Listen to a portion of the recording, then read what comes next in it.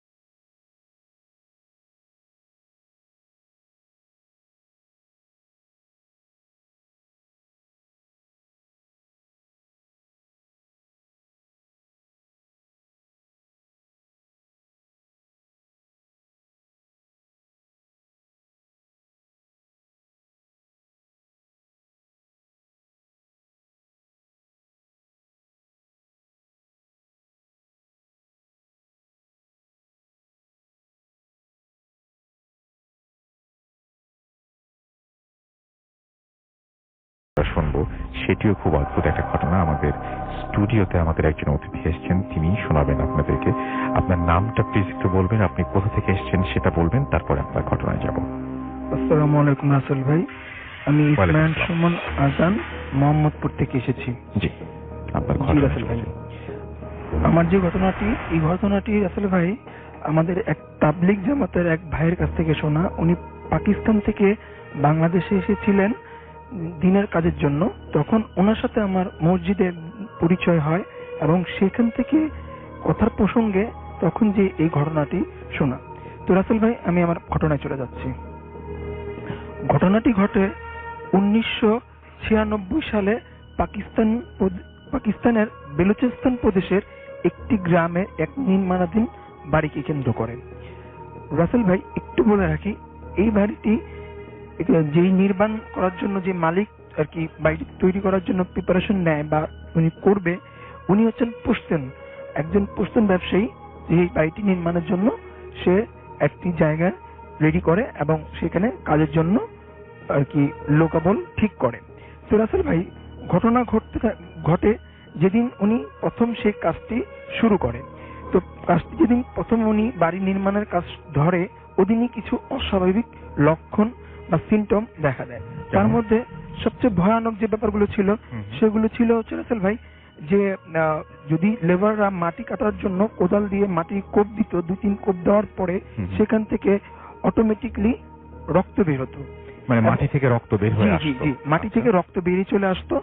আবার কখনো কখনো এরকমও দেখা যেত যে লেবাররা কাজ করতেছে হঠাৎ করে তারা সেন্সলেস হয়ে যেত। এবং সেন্সলেস এমন সেন্সলেস হতো যে তারা 2-3 ঘন্টা সেখানে সেন্সলেস হয়ে পড়ে থাকতো। যখন তাদের সেন্স আসতো, তাদেরকে যদি জিজ্ঞেস করা হতো যে তোমরা কিভাবে হয়েছো, তারা সঠিক উত্তর দিতে পারতো না। তারপরে রাসেল ভাই, এমনও দেখা যেত যে কাজ করতে করতে হঠাৎ করে তারা বমি করছে এবং বমি এমন পর্যায়ে চলে যেত সেখানে রক্ত বমি আর ব্লিডিং হইতো। তো রাসেল ভাই, এমন চলতে চলতে তো যখন এমন একটা অবস্থায় যে পৌঁছায় যে কোনো একজন ওয়ার্কার যদি একদিন সেইখানে কাজ করতো, তো পরের দিন সেখানে আর কাজ করতে আসতো না রাসেল ভাই। তো ওই যে বাড়ির মালিক, সেই পুস্তুন ব্যবসায়ী, সে খুবই বিপদে পড়ে যায়, খুবই টেনশনে পড়ে যায়। এবং যেহেতু এই ঘটনাটি সেই এলাকায় খুব জানাজানি হয়ে যায় আর কি, সবার মুখে চলে আসে, তখন যে সেখানে আর কেউ কাজও করতে রাজি হচ্ছিল না। তো ওই ব্যবসায়ী বা ওই বাড়ির মালিক একদিন, একটু বলে রাখি, উনি খুবই আল্লাহ পরহেজগার একজন লোক ছিলেন। তো উনি একদিন তাহাজ্জুদের নামাজ পড়ে খুবই কান্নাকাটি এবং আল্লাহর কাছে সে প্রার্থনা করছে যে আল্লাহ, আমি এমন কি করলাম যে তুমি আমার এই কাজের মধ্যে, আমি তো কি বিঘ্ন ঘটাচ্ছ বা আমার কাজের মধ্যে বিঘ্ন হচ্ছে, কিন্তু কেন?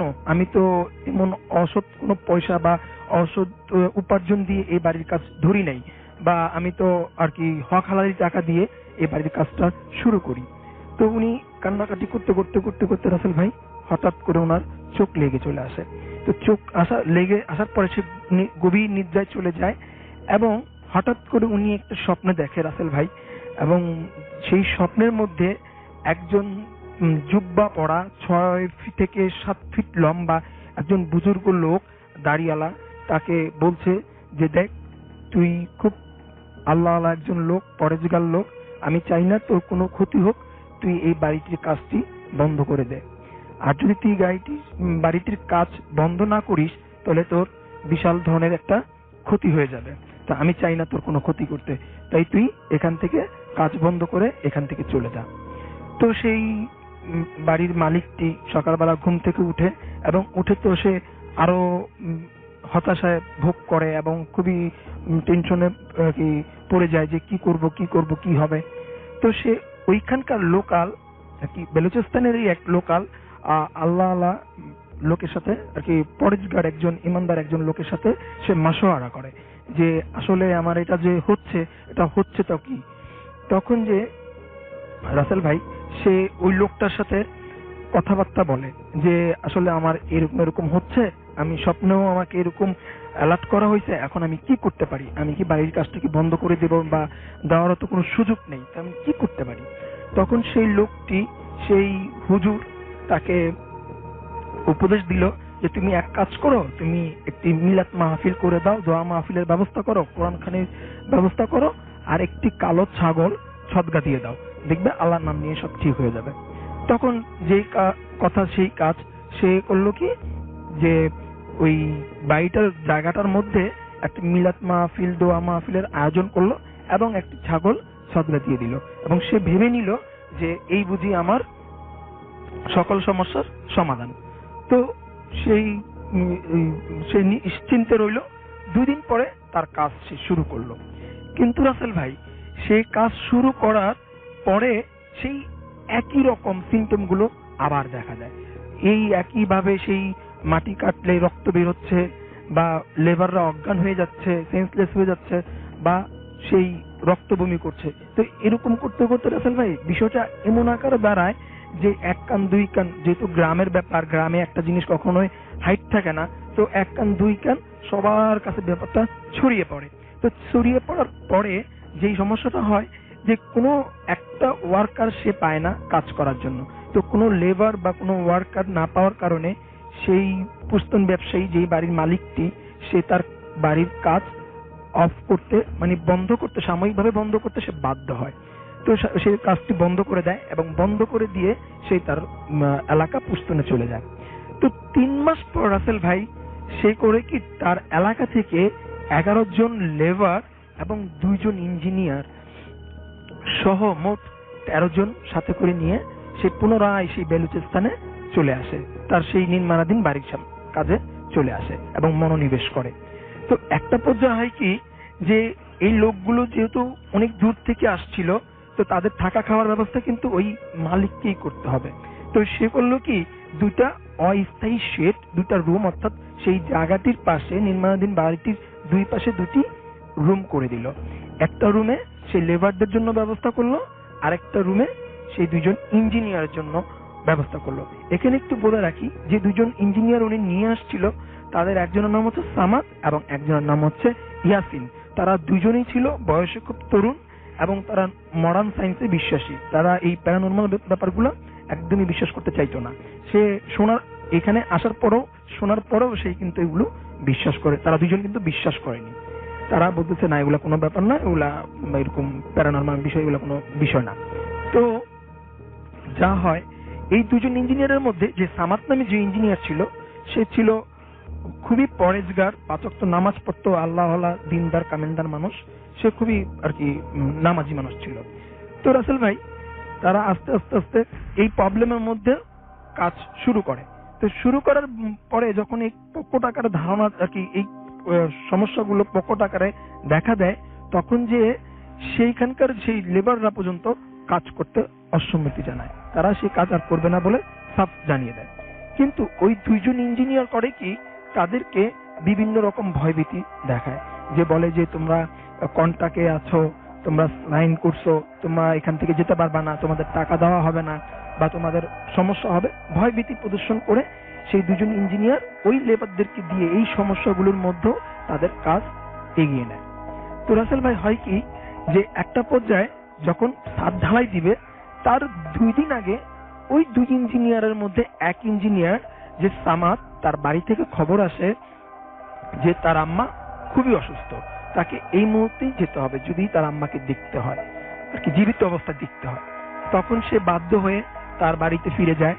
আর এদিক দিয়ে সামাদ চলে যাওয়ার পরে, ইঞ্জিনিয়ার সামাদ চলে যাওয়ার পরে, যে ইঞ্জিনিয়ার ইয়াসিন যে ছিল সে থেকে যায় এবং সে কাজ এগিয়ে নেয়। তো রাসেল ভাই, আগামীকালকে ঢালাই, এমন সময় সে তার সব কাজ পরিপাটি ভাবে সবকিছু গোছানো আছে কিনা সব চেকচাক করে রাতের আনুমানিক 1টার সময় তার রুমে সে ঘুমানোর জন্য চলে যায়, আর লেবাররা খাওয়া দাওয়া করে লেবারদের রুমে চলে যায়। তো রাসেল ভাই, সবকিছুই ঠিকঠাক ছিল। তখন রাত আনুমানিক 3টা। এই 3টার দিকে হঠাৎ বিকট একটি চিৎকার এবং শব্দে লেবারদের সবার ঘুম ভেঙে যায়। তারা যখন ঘুম থেকে উঠে, তারা এই শব্দটি সেই ইঞ্জিনিয়ারের রুম, সেই ইয়াসিনের রুমের দিকে ছুটে যায়, যেহেতু শব্দটা ওইখান থেকে আসছিল। তো তারা ওই রুমে যেয়ে যা দেখে, তারা তাদের চোখকে সেটা বিশ্বাস করাতে পারছিল না রাসেল ভাই, যে তারা যেটা দেখে সেটার জন্য তারা একদমই প্রস্তুত ছিল না। তারা দেখে যে ওই ইঞ্জিনিয়ার ইয়াসিন নিচে পড়ে আছে, তার শরীর পুরা উলঙ্গ অবস্থায়, বিবস্ত্র অবস্থায়, তার শরীরে কোনো রকম কাপড় চোপড় নেই, তার নাক মুখ দিয়ে ফিনকি দিয়ে রক্ত বেরোচ্ছে এবং সে চোখ দুটো বড় বড় করে উপরের দিকে চেয়ে আছে এবং গরু জবাই দিলে যেরকম ঘোঙানোর যে শব্দ আমরা সাধারণত যেটা দেখতে পাই ওরকম ভয়ানক ঘোঙানোর শব্দ করছে এবং সে উপরের দিকেই চেয়ে আছে, মনে হচ্ছে যে উপরে কেউ তার দিকে তাকিয়ে আছে। তো লেবাররা এইটা দেখে তারা পুরো হতভম্ব হয়ে যায়, হতবাক হয়ে যায়, তারা কি করবে কিছু বুঝতে পারে না। কিন্তু এতগুলো লোক যে ওই ইঞ্জিনিয়ারের রুমে, ইঞ্জিনিয়ারের সামনে, ওর চোখ ওদের দিকে না, ওর চোখ সেই উপরের দিকেই চেয়ে আছে, যে উপরের দিকে মনে হয় কিছু একটা তার দিকে তাকিয়ে আছে এবং সে ঘোঙানোর সেই শব্দ করে যাচ্ছে আর রক্ত ফিনকি দিয়ে বেরিয়ে যাচ্ছে। এমতো অবস্থায় তারা সবাই মিলে সেই ইঞ্জিনিয়ারটাকে ধরে বাইরে নিয়ে আসে, সেই বিবস্ত্র অবস্থায় তাকে বাইরে নিয়ে আসে। বাইরে নিয়ে আসার পরে তার মাথায় পানি ঢালতে থাকে রাসেল ভাই এবং 5 মিনিটের মধ্যে সেই ইঞ্জিনিয়ারটা মারা যায় রাসেল ভাই। এবং মারা যাওয়ার পরে যখন সকালবেলা আনুমানিক ফজরের আজান দিয়ে দেয়, সেই ব্যাপারটা সব দিকে ছড়িয়ে পড়ে, বিশেষ করে সেই গ্রামটার সব মানুষ একত্রিত হয়ে যায় এবং সবাই হতভম্ব হয়ে সেই লাশটাকে দেখে এবং সবার মধ্যে কানাঘুষা চলতে থাকে। তো ইতিমধ্যে রাসেল ভাই সেখানে স্পটে পুলিশ চলে আসে। তো পুলিশ আসার পরে এবং বিষয়টা জানতে চায় যে আসলে কি ব্যাপারটা, তখন সবাই মিলে এই ব্যাপারটা বলে, কিন্তু পুলিশ সেটা আমলে নিতে চায় না। তো এর মধ্যে সেই বাড়ির মালিক, সেই পুস্তুন ব্যবসায়ী, সেও চলে আসে এবং সে এই ব্যাপারটা বুঝতে পারে যে তাকে যে ওয়ার্নিং করা হয়েছিল, যে নিষেধ করা হয়েছিল, হয়তোবা তারই রেজাল্ট হয়তো বা এইটা, কিন্তু তারপরেও সে এটা বলতে চায় না। সে পুলিশকে বরং এটা বলে যে এটা মার্ডার কেস বলে ধামাচাপা দিতে চেষ্টা করে যে এটা মার্ডার কেস। তো পুলিশ সেই রিপোর্ট অনুযায়ী আর কি মার্ডার কেসের রিপোর্ট অনুযায়ী তাকে নিয়ে যায় পোস্টমর্টম করার জন্য, মর্গে পাঠায়।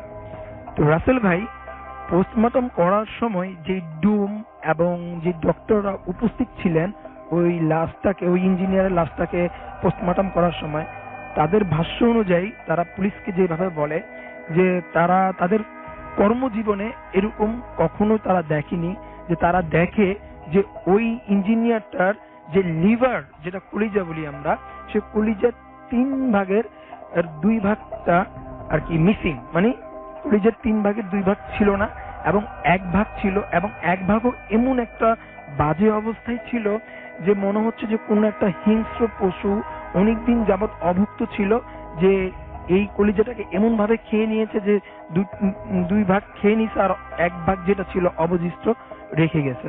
তো রাসেল ভাই যে থেতলানো ছিল বা বড় বড় নখের যে আঁচড় দিলে যেই অবস্থা হয় আর কি, যে খামচানো, এরকম একটা বাজে অবস্থায় ছিল এবং তার অন্য পুরো বডিতে কোথাও কাটা ছিঁড়া ছিল না, অথচ সেই কলিজাটা সেটা মিসিং ছিল। এবং এই ঘটনাটা পুলিশ যখন ডাক্তার এবং দমদের কাছ থেকে শোনে তখন তারা পুরো হতভম্ব হয়ে যায়, হতবাক হয়ে যায় এবং তারা সেই ঘটনার স্পটে চলে যায় এবং তারা ইনকোয়ারি করতে থাকে যে আসলে বিষয়টা কি। তখনকার ওইখানকার যারা লেবার ছিল তারা এই প্যারানরমাল বিষয়গুলো তাদের সাথে যে এতদিন যাবৎ ঘটছে সেই ব্যাপারগুলো তারা সব খুলে বলে, হ্যাঁ পুলিশদের কাছে খুলে বলে বিষয়টা, এবং গ্রামের মানুষরাও সেম একই কথা বলে যে এরকম এরকম। তখন যে মালিক বাধ্য হয় যে তাকে যে স্বপ্নে যে ব্যাপারটা দেখানো হয়েছে সেটা এবং এতদিন যাবৎ যে ব্যাপারগুলো একটার পর একটা চলে আসছে সেই ব্যাপারটা A to Z পুলিশকে তারা বলে এবং পুলিশ সেই ব্যাপারটা জেনে এটাকে, এই বাড়িটাকে, কাজটাকে একদম বন্ধ করে দেয়, বাড়িটাকে সিলগালা করে দেয় এবং এই ব্যাপারটা সেই পুরো বালুচিস্তান প্রদেশে খুব ছড়িয়ে পড়ে এবং এই ব্যাপারটা এখনো অনেক মানুষ জানে এবং এটা খুবই আর কি জনবহুল একটা ঘটনা ঘটেছিল রাসেল ভাই। এই ছিল আমার ঘটনা। আপনি কি এটা জানেন যে ওই অঞ্চলে যেখানে সমস্যাটা বারবার হচ্ছিল বা এরকম সমস্যা, এর মেইন কারণটা কি আসলে? কেন ওখানে কেউ কোনো কিছু করতে দিচ্ছিল না বা কেন বাড়ি করতে দিচ্ছিল না, এই সম্পর্কে কোনো কিছু কি তিনি আপনাকে বলেছিলেন? না রাসেল ভাই, এই সম্পর্কে উনি আমাকে তেমন কিছু বলে নাই, বাট উনি বলেছিলেন যে ওই ব্যবসায়ী মানে ওই বাড়ির মালিক যে ওই স্বপ্নে উনি যেটা দেখেছেন ওইটা একটা জিন ছিল। যেহেতু হ্যাঁ ওই আলখাল্লা পরা ছিল এবং খুব পরিষ্কার, খুবই আর কি দাড়িওয়ালা, লম্বা, মাথায় পাগড়ি বাঁধা, এরকম একটা লোক ছিল। তো ওইটা থেকে অনুমান এটা করা যায় যে ওইখানে হয়তো একটা কোনো জিনের পরিবার বসবাস করত রাসেল ভাই। এই জন্যই হয়তো তারা চাচ্ছিল না যে ওইখানে অন্য কেউ এসে বসতি স্থাপন করুক। Okay, thank you so much, thank you. জি, আপনি আরো বলতে চান? জি বলেন। যে এই ঘটনাটা যেই ভাই শেয়ার করছে, শাহনেওয়াজ ভাই, এবং উনি এই ঘটনাটা আমাকে বলছে যে শেয়ার করতে, কিন্তু যেন এই ব্যাপারটা সম্পর্কে যতটুকু ঘটেছে তাই যতটুকুই বলা হয়, যেন কিছু আর কি কম বেশ বাড়িয়ে না বলা হয়, তাতে নাকি কোনো রকম সমস্যা হতে পারে। আপনার সমস্যা হতে পারে? ওকে ওকে, থ্যাংক ইউ। আমাদের হচ্ছে হাবিব রোহান আমাদের সাথে লিখেছেন শীতের দিনের এপিসোড। আমাদেরকে তানহা আফরিন আশা লিখেছেন আসসালামু আলাইকুম রাসেল ভাই। ওয়ালাইকুম সালাম। এবং তিনি খুলনা থেকে শুনছেন, আগামীকাল এক্সাম থাকায় পুরো শো এনজয় করতে পারবেন না, সেটা খুব ভালো ডিসিশন আমার মনে হয়। সামিয়া সালসাবিল আমাদের লিখেছেন বরিশাল থেকে শুনছেন, তিনি জেএসসি এক্সাম দিয়েছেন এবার, এবং তিনি একজন সিঙ্গার, এবং তিনি বলছেন যে ভূত এফএম মিস করছি না, ভূত এফএম এর সাথেই আছি। সঞ্জিদা রহমান আমাদের সাথে আছেন এবং তিনি ঢাকা থেকে শুনছেন। আজকের এপিসোডটি তিনি আশা করছেন অনেক ভয়ঙ্কর হবে। আশিকুর রহমান রাসেল আমাদের সঙ্গে আছেন, ঢাকা থেকে শুনছেন এবং আজকের এপিসোডটি অনেক মজার হবে সেটা তিনি আশা করছেন। এমডি শাহরিয়ার মাহমুদ নড়াইল থেকে শুনছেন, আমাদের সাথে আছে এবং তিনি বলছেন যে ভালো আছে। সারা আহমেদ আমাদের সাথে আছেন এবং তিনি বলছেন থ্যাংক ইউ রাসেল ভাই, ভূত এফএম এর জন্য থ্যাংকস দিয়েছেন তিনি। You are most welcome. আমাদের সঙ্গে আছেন দেখতে পাচ্ছি এছাড়াও সিনথিয়া আফরিন মিথু, এবং তিনি বলছেন শুনছি, আজকে অল্প শুনবো কারণ কালকে এক্সাম আছে। তার মানে অনেকেরই এক্সাম আছে। ওকে, তারপরেও যে আপনারা এসছেন এটাই তো অনেক। আমাদেরকে আয়েশা খান লিখেছেন যে ভূতের গল্প শুনতে শুনতে এত অ্যাডিক্টেড হয়ে গেছে যে আমার চিন্তা ভাবনাগুলো কেমন যেন হয়ে গেছে, এখন শুধু কল্পনাতেও ভূত কাহিনী। ওকে, আমাদের সঙ্গে আছেন দেখতে পাচ্ছি রায়হান আহমেদ শুভ, এবং তিনি একটা ঘটনা সম্ভবত শেয়ার করেছেন। এখানে শেয়ার না করে আমার মনে হয় ইমেইল করে দিলে বেটার, কারণ এখান থেকে আমরা ঘটনা নিয়ে সেগুলো মানে কালেক্ট করে আবার ইয়ে করি না। তো আমার মনে হয় যে আপনারা যে অ্যাড্রেসটা দেওয়া হয়েছে ভূতফম@radio50.fm, সেখানে যদি ঘটনাটি পাঠিয়ে দেন দয়া করে, তাহলে আমাদের জন্য অনেক সুবিধা হয়। জান্নাতুল ফেরদৌস প্রিয়া আমাদের লিখেছেন আবারও চলে এলাম ভূত এফএম লাইভ শুনতে, গত 3 সপ্তাহ লাইভ শুনতে পাই নাই, তাই আজকে আর মিস করা যাবে না, তাই চলে এলাম ভূত এফএম। আমাদের সঙ্গে আছেন দেখতে পাচ্ছি প্রীতুল খান এবং শুনছেন বরাবরের মতো সেটা তিনি লিখেছেন। শাহরিয়ার কবির সিয়াম আমাদের সঙ্গে আছেন এবং তিনি বলছেন ভূত এফএমের সঙ্গে থাকবেন। রাফিউল ইসলাম রাহিম আমাদের সঙ্গে আছেন, রামিম আমাদের সঙ্গে আছেন এবং তিনি বলছেন যে তিনি ভূত এফএমের বিগ ফ্যান, শুনছেন উত্তরা থেকে। আহাদিয়ান খান প্রহর আমাদের সঙ্গে আছেন। আমাদের সঙ্গে আছেন লামিসা অরিন, 2012 সাল থেকে তিনি ভূত এফএম শুনেন, আজকে প্রথম কমেন্ট করলেন এবং কমেন্টটি পড়ে ফেলেছি আমি। আমাদের সঙ্গে আছেন ফারুক রেজা এবং আমাদের সঙ্গে আছেন দেখতে পাচ্ছি আবির হুসাইন ধ্রুব, এবং আমাদের সঙ্গে আছেন দেখতে পাচ্ছি শামীম ফয়সাল, তিনি সিলেট থেকে শুনছেন। আমাদের সঙ্গে আছেন দেখতে পাচ্ছি উদয় কুমার, রাজশাহী থেকে শুনছেন তিনি এবং তার কাছে অনেক ভালো লাগছে। শান্ত চৌধুরী আমাদের সঙ্গে আছেন।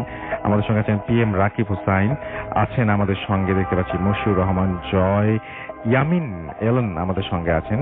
আমাদের সঙ্গে আছেন সারওয়ার ইসলাম, এছাড়াও আরজ সোহাগ আমাদের সঙ্গে আছেন। MD মায়ান হুসাইন আমাদের সঙ্গে আছেন। আমাদের সঙ্গে আছেন AGT হানিফ, মুন্না খান আমাদের সঙ্গে আছেন, মিরপুর থেকে শুনছেন তিনি। MD নাসিম হুসাইন আমাদের সঙ্গে আছেন, বগুড়া থেকে শুনছেন। আমাদের সঙ্গে আছেন টিভি তামিম, আমাদের সঙ্গে আছেন আব্রাহাম মার্মা, এবং আমাদেরকে বলছেন যে জুজুর ঘটনা কোথায় পাবো। জুজুর ঘটনা আপনি পেয়ে যাবেন যদি চান তাহলে, এবং সেটা আমাদের কোনো না কোনো একটা এপিসোডে হয়তো আমরা আবারও শোনানোর চেষ্টা করব। আশা করছি যে সেই সময় আমাদের সঙ্গেই থাকবেন এবং আমাদেরকে শুনবেন আপনি।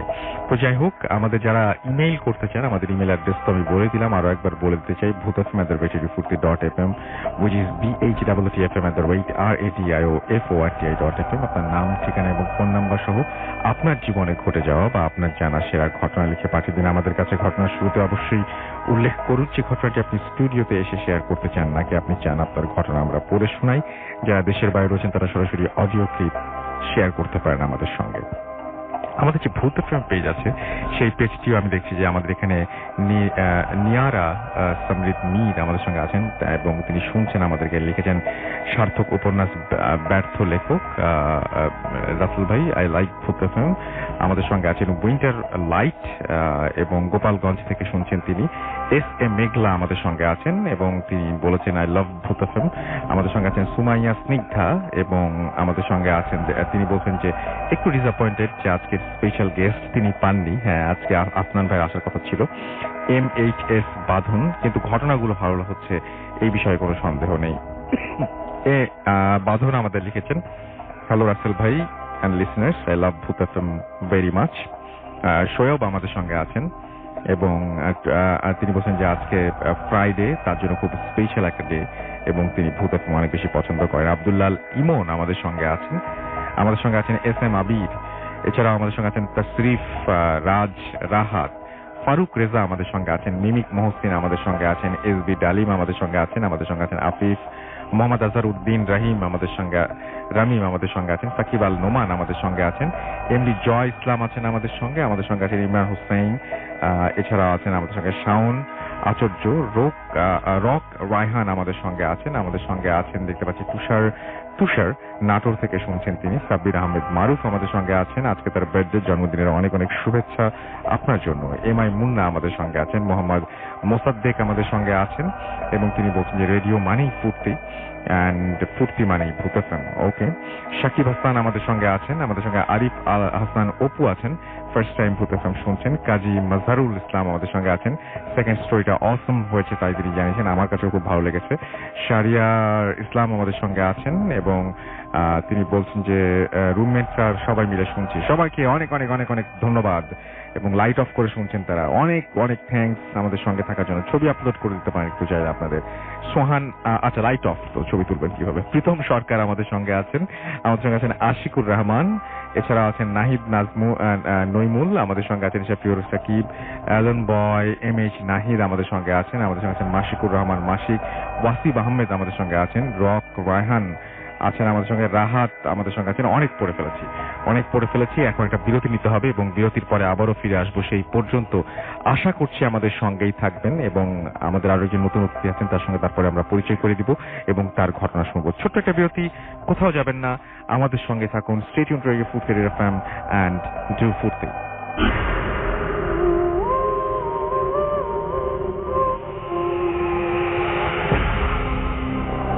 Yes, the night comes alive with Gramophone. You are listening to Radio 48 FM.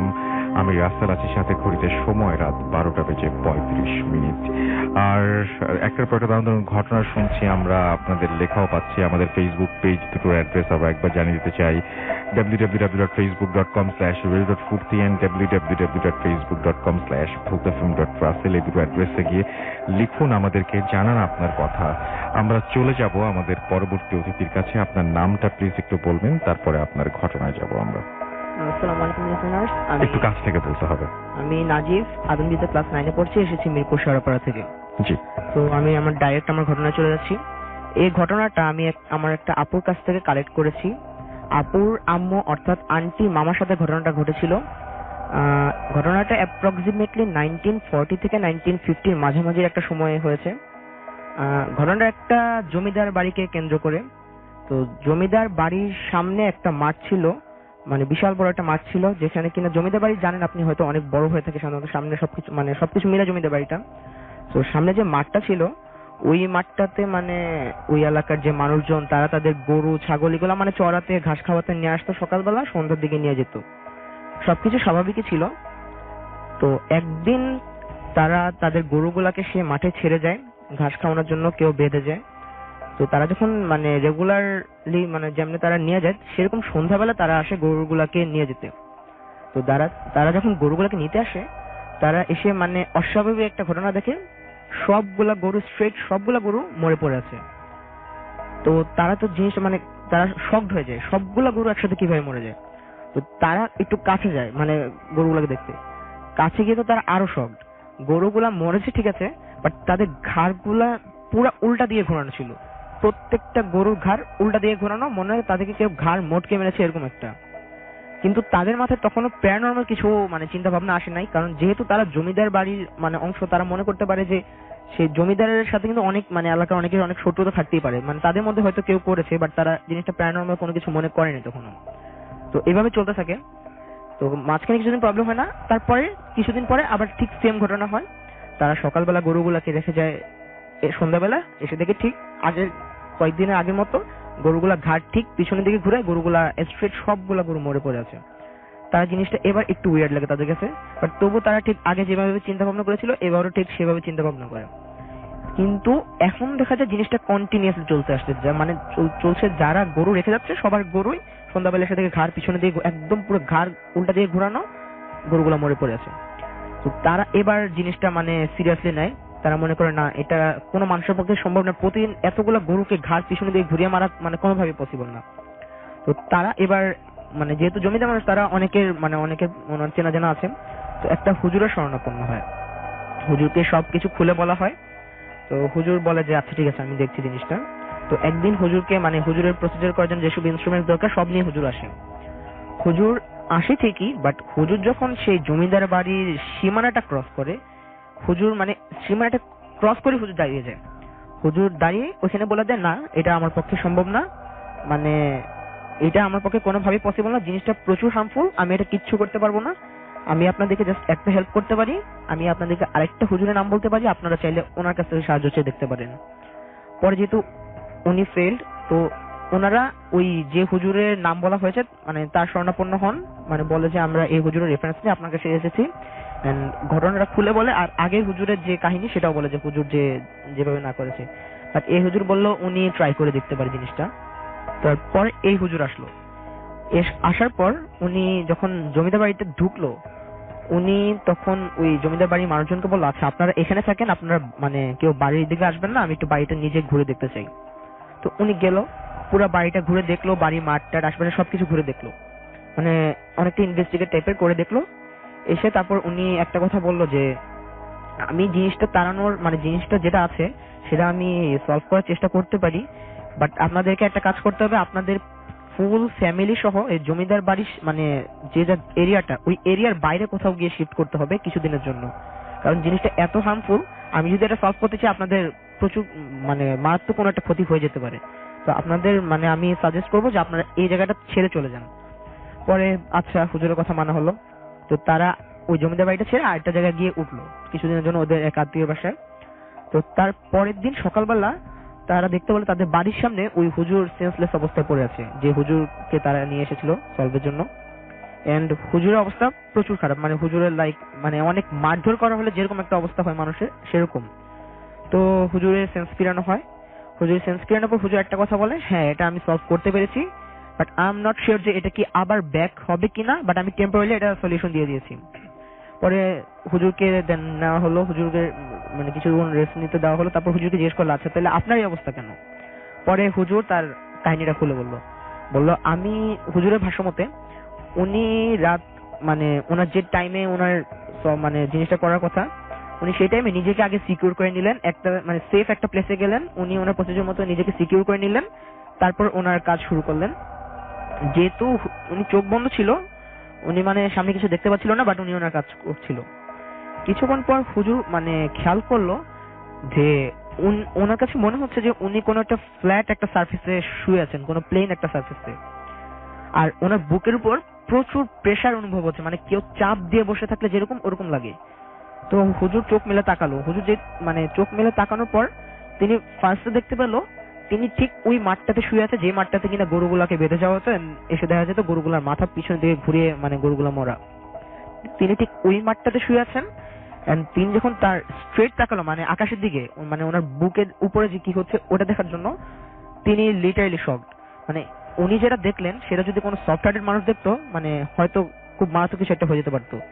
উনি দেখলেন ঠিক ওনার বুকের উপর, মানে 1940 থেকে 1950 ওই এরিয়া, ওই টাইমটাতে মানুষ বিয়ের সময়, মেয়েরা বিয়ের সময় যেসব ড্রেস আপ থাকতো, মানে শাড়িটাই, মানে ওরকম একটা মহিলা লাল শাড়ি পরা, মানে ওরকম গেটআপ, বিয়ের গেটআপ। এন্ড মজার বিষয় হলো মাথার 1/3 ভর্তি ওনার সিঁদুর, মানে একদম মোটা করে সিঁদুর টানা, ঠিক ওনার বুকের উপর বসে আছে হাঁটু ভাঁজ করে, এন্ড ওনার দিকে তাকিয়ে আছে।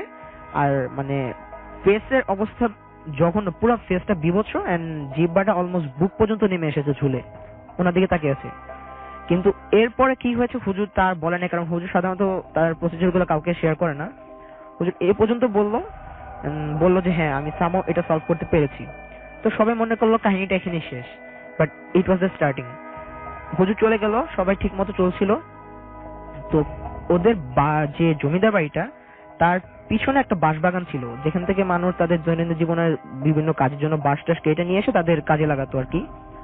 তো কিছুদিন পরে দেখা গেল, মানে হুজুরের কথাটা সবাই ভুলে গিয়েছিল যে এটা কিন্তু আবার ব্যাক করতে পারে। হুজুর মানে মনে করেছে যে তো কিছু হচ্ছে না, ইটস ডান। তো তারা তাদের মতোই লাইফ লিড করছিল। কিছুদিন পরে খেয়াল করা গেল একজন ওই বাঁশবাগানে বাঁশ কাটতে গেল, কিন্তু সে আর আসলো না, ফিরে আসলো না। তার ফ্যামিলিতে ততক্ষণে টেনশন শুরু হয়ে যায় যে কি হলো, এখনো আসছে না।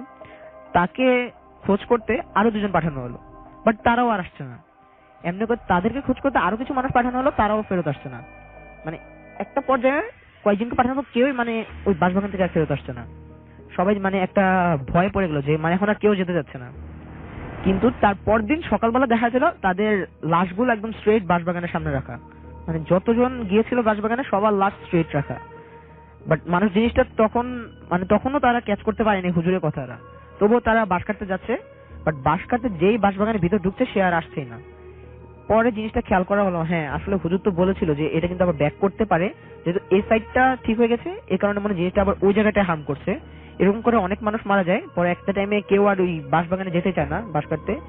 পরে ওই হুজুরকে আবার আনা হয়েছিল, বাট এটা আর কোনো হুজুর সলভ দিতে পারেনি, হুজুর আর সলভ করতে পারে নাই। ওই বাঁশবাগানটাকে রেস্ট্রিক্টেড করা হয়েছে, ওই বাঁশবাগানের সামনে দিয়ে ইভেন কেউ যেত না।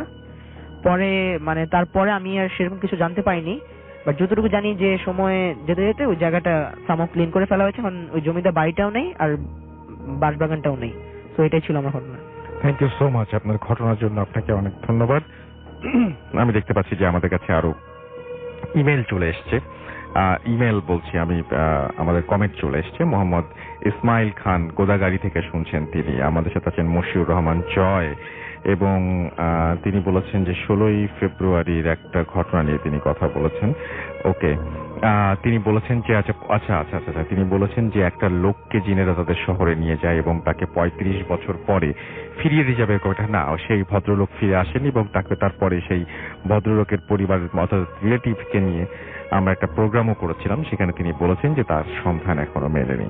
মুন্না সাকিব আমাদের সঙ্গে আছেন এবং 2012 সালে তিনি ভূত এফএম শুনছেন। আমাদের সঙ্গে আছেন দেখতে পাচ্ছি অভিমানী ছেলে, এবং তিনি একটা এপিসোডও মিস করেন না সেটা জানিয়েছেন। আমাদের সঙ্গে আছেন দেখতে পাচ্ছি অর্ণব, এবং তিনি বলছেন যে আমি সিফাত ঢাকা থেকে শুনছি, আজকের এপিসোডটি অনেক ভয়ঙ্কর মানে এবং মজার হবে এরকম তিনি আশা করছেন আর কি। আমাদের সঙ্গে আছেন দেখতে পাচ্ছি শান সিদ্দিকী, এবং বগুড়া থেকে শুনছেন তিনি, আজকের ঘটনাগুলো তার কাছে অনেক ভয়ের লাগছে। আমাদের সঙ্গে আছেন দেখতে পাচ্ছি নাহিদ, এবং তিনি বলছেন আই লাভ ভূত এফএম। আমাদের সঙ্গে আছেন দেখতে পাচ্ছি রক নয়ন, এছাড়াও আছেন ফুয়াদ হাসান আমাদের সঙ্গে, এবং তিনি বলেছেন যে আই লাভ ভূত এফএম, শুক্রবারের আনন্দ দ্বিগুণ করে ভূত এফএম, কোনো কারণে মিস হলেও তিনি মানে জাস্ট মানে মিস করেন না আর কি। সৌরভ তালুকদার, সাজিদ নূর আমাদের সঙ্গে আছেন, এবং আমাদের সঙ্গে আছেন দেখতে পাচ্ছি মাহি মজুমদার, এবং আমাদের সঙ্গে আছেন দেখতে পাচ্ছি এম তুষার রহমান, সোহেল ওয়াহিদ আমাদের সঙ্গে আছেন, শ্রীদীপ্তা সাহা জেসন আমাদের সঙ্গে আছেন। আমাদের সঙ্গে আছেন দেখতে পাচ্ছি এছাড়াও সুজিত পালিত, এবং তিনি রাউজান চট্টগ্রাম থেকে শুনছেন। আমাদের সঙ্গে আছেন শিমুল জেমস সহ আরো অনেকে যারা আছেন আমাদের সঙ্গে, তাদেরকে অনেক অনেক অনেক অনেক ধন্যবাদ, এবং আশা করছি পুরোটা সময় আমাদের সঙ্গে থাকবেন এবং পুরোটা সময় আমাদের সাথে আপনাদের যে মানে যে ভালো লাগা সেই ভালো লাগা শেয়ার করবেন। আমরা দেখতে পাচ্ছি আমাদের যে ভূত এফএম এর পেজ, সেই পেজেও অনেকে লিখছেন মাসুক রহমান মাসুক আমাদের সঙ্গে আছেন। আমাদের সঙ্গে আছেন দেখতে পাচ্ছি এমডি আনামুল হক বিজয়, আমাদের সঙ্গে আছেন এমডি আব্দুল্লাহ গাজী, লিখেছেন আই লাভ ভূত এফএম। আনোয়ার তালুকদার আমাদের সঙ্গে আছেন এবং আমাদের সঙ্গে আছেন দেখতে পাচ্ছি তুষার চৌধুরী আছেন আমাদের সঙ্গে, রাতুল সাংমা আমাদের সঙ্গে, এবং তিনি লিখেছেন আই লাভ ভূত এফএম। আমাদের সঙ্গে আছেন মোহাম্মদ সাহিল, এছাড়া আমাদের সঙ্গে আছেন দেখতে পাচ্ছি আশিক, লিখেছেন আই লাভ ভূত এফএম। আজিজুল খান আমাদের সঙ্গে আছেন এবং তিনি লিখেছেন আই লাভ ভূত এফএম। আমাদের সঙ্গে আছেন দেখতে পাচ্ছি এছাড়াও সজীব দুই আমাদের, এবং তিনি লিখেছেন আই লাভ ভূত এফএম। আহমেদ আলিন আমাদের সঙ্গে আছেন, অরুফ শেখ আমাদের সঙ্গে আছেন এবং ভূত এফএম জাস্ট ওয়াও লিখেছেন তিনি। আমাদের সঙ্গে আছেন আরিফুল আলম, আছেন বিপ্লব হায়দার, আহনাফ আরিফ আমাদের সঙ্গে আছেন, তিনি বলছেন যে আজ আমিও শুনছি আই লাভ ভূত এফএম। মনস্টার আমাদের সঙ্গে আছেন এবং তিনি লিখেছেন হ্যালো ভূত এফএম। সালমান খান আমান আমাদের সঙ্গে আছেন, আমাদের সঙ্গে আছেন এম এইচ হৃদয়, মামুন আছেন আমাদের সঙ্গে, জাস্টিন স্বাধীন আমাদের সঙ্গে আছেন, লিখেছেন আই লাভ ভূত এফএম, অ্যাপ দিয়ে শুনছেন তিনি, থ্যাংক ইউ সো মাচ। অবুজ বালক আমাদের সঙ্গে আছেন, রাফসান আছেন আমাদের সঙ্গে, নাজিয়া নাইজ আহমেদ আমাদের সঙ্গে আছেন, জেরিন আক্তার আমাদের সঙ্গে আছেন, আমাদের সঙ্গে আছেন মমিন আলম সহ আরো অনেকে যারা আমাদের সঙ্গে আছেন তাদেরকে অনেক অনেক অনেক অনেক থ্যাঙ্কস এবং আশা করছি এনজয় করছেন আপনারা।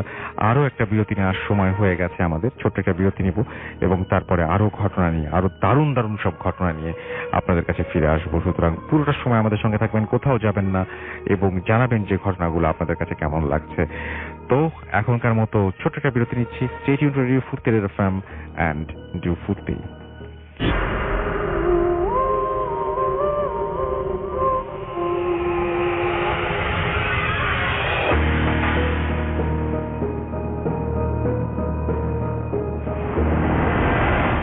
হাই রাসেল ভাই, আমি শিহান বলতেছি মিরপুর থেকে। After getting married for last 7 years আমি ভূত এফএম শুনতেছি। আমরা আর কি সপরিবারে, আমি, আমার ওয়াইফ, আমার 3 ছেলে। তো আর কি আমাদের কাছে খুবই ফেভারিট শো। আমরা আপনাকেও আমার খুব আর কি ভালো লাগে আপনাকে শুনতে, তার আপনার ঘটনাগুলো খুব ভালো লাগে। তো রাসেল ভাই আর কি যেটা মানে ফ্যাক্টে আসি আর কি, যে আমি আর কি বাংলাদেশের একটা ভালো একটা বড় সেক্টরেরই একটা ভালো চাকরিতে আর কি বেশ আর কি করেছিলাম। আমার অফিস ছিল উত্তরাতে।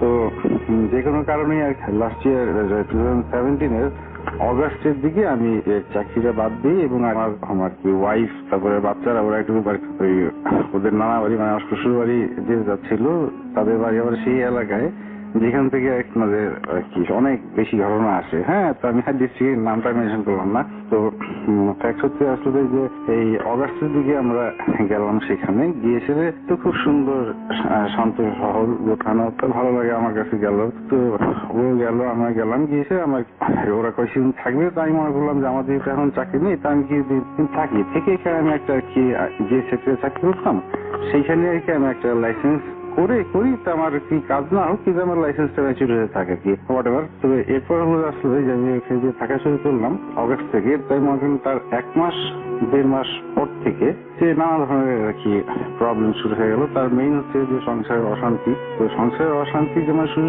হয় তা না, তার জন্য আর কি মানে আমি তো আর কি মেইন আর কি ছিলাম যে মানে দেখা যাচ্ছে সব ডিস্ট্রয় করে ফেলতেছিলাম, মানে যা খারাপ করা যায়, হ্যাঁ এরকম একটা মানে এই সবই আর কি উল্টা পাল্টা করে মানে যেতেই। তারপরে আবার আমি কি মন থেকে আবার এটা চেতাম না, মন থেকে আমি খুবই আমার ওয়াইফ এবং আমার বাচ্চাদের খুবই ভালোবাসি। তো দেখি নিয়ে আমি একসাথে থাকতে চাই, কিন্তু দেখা যাচ্ছে আমি যেটা চাচ্ছি এরকম না করে আরো উল্টা কাজ করছি, যেটাতে নাকি আর কি সংসারটা আরো খারাপের দিকে যাচ্ছে এবং একেবারে খুবই বাজে অবস্থায় চলে যাচ্ছে।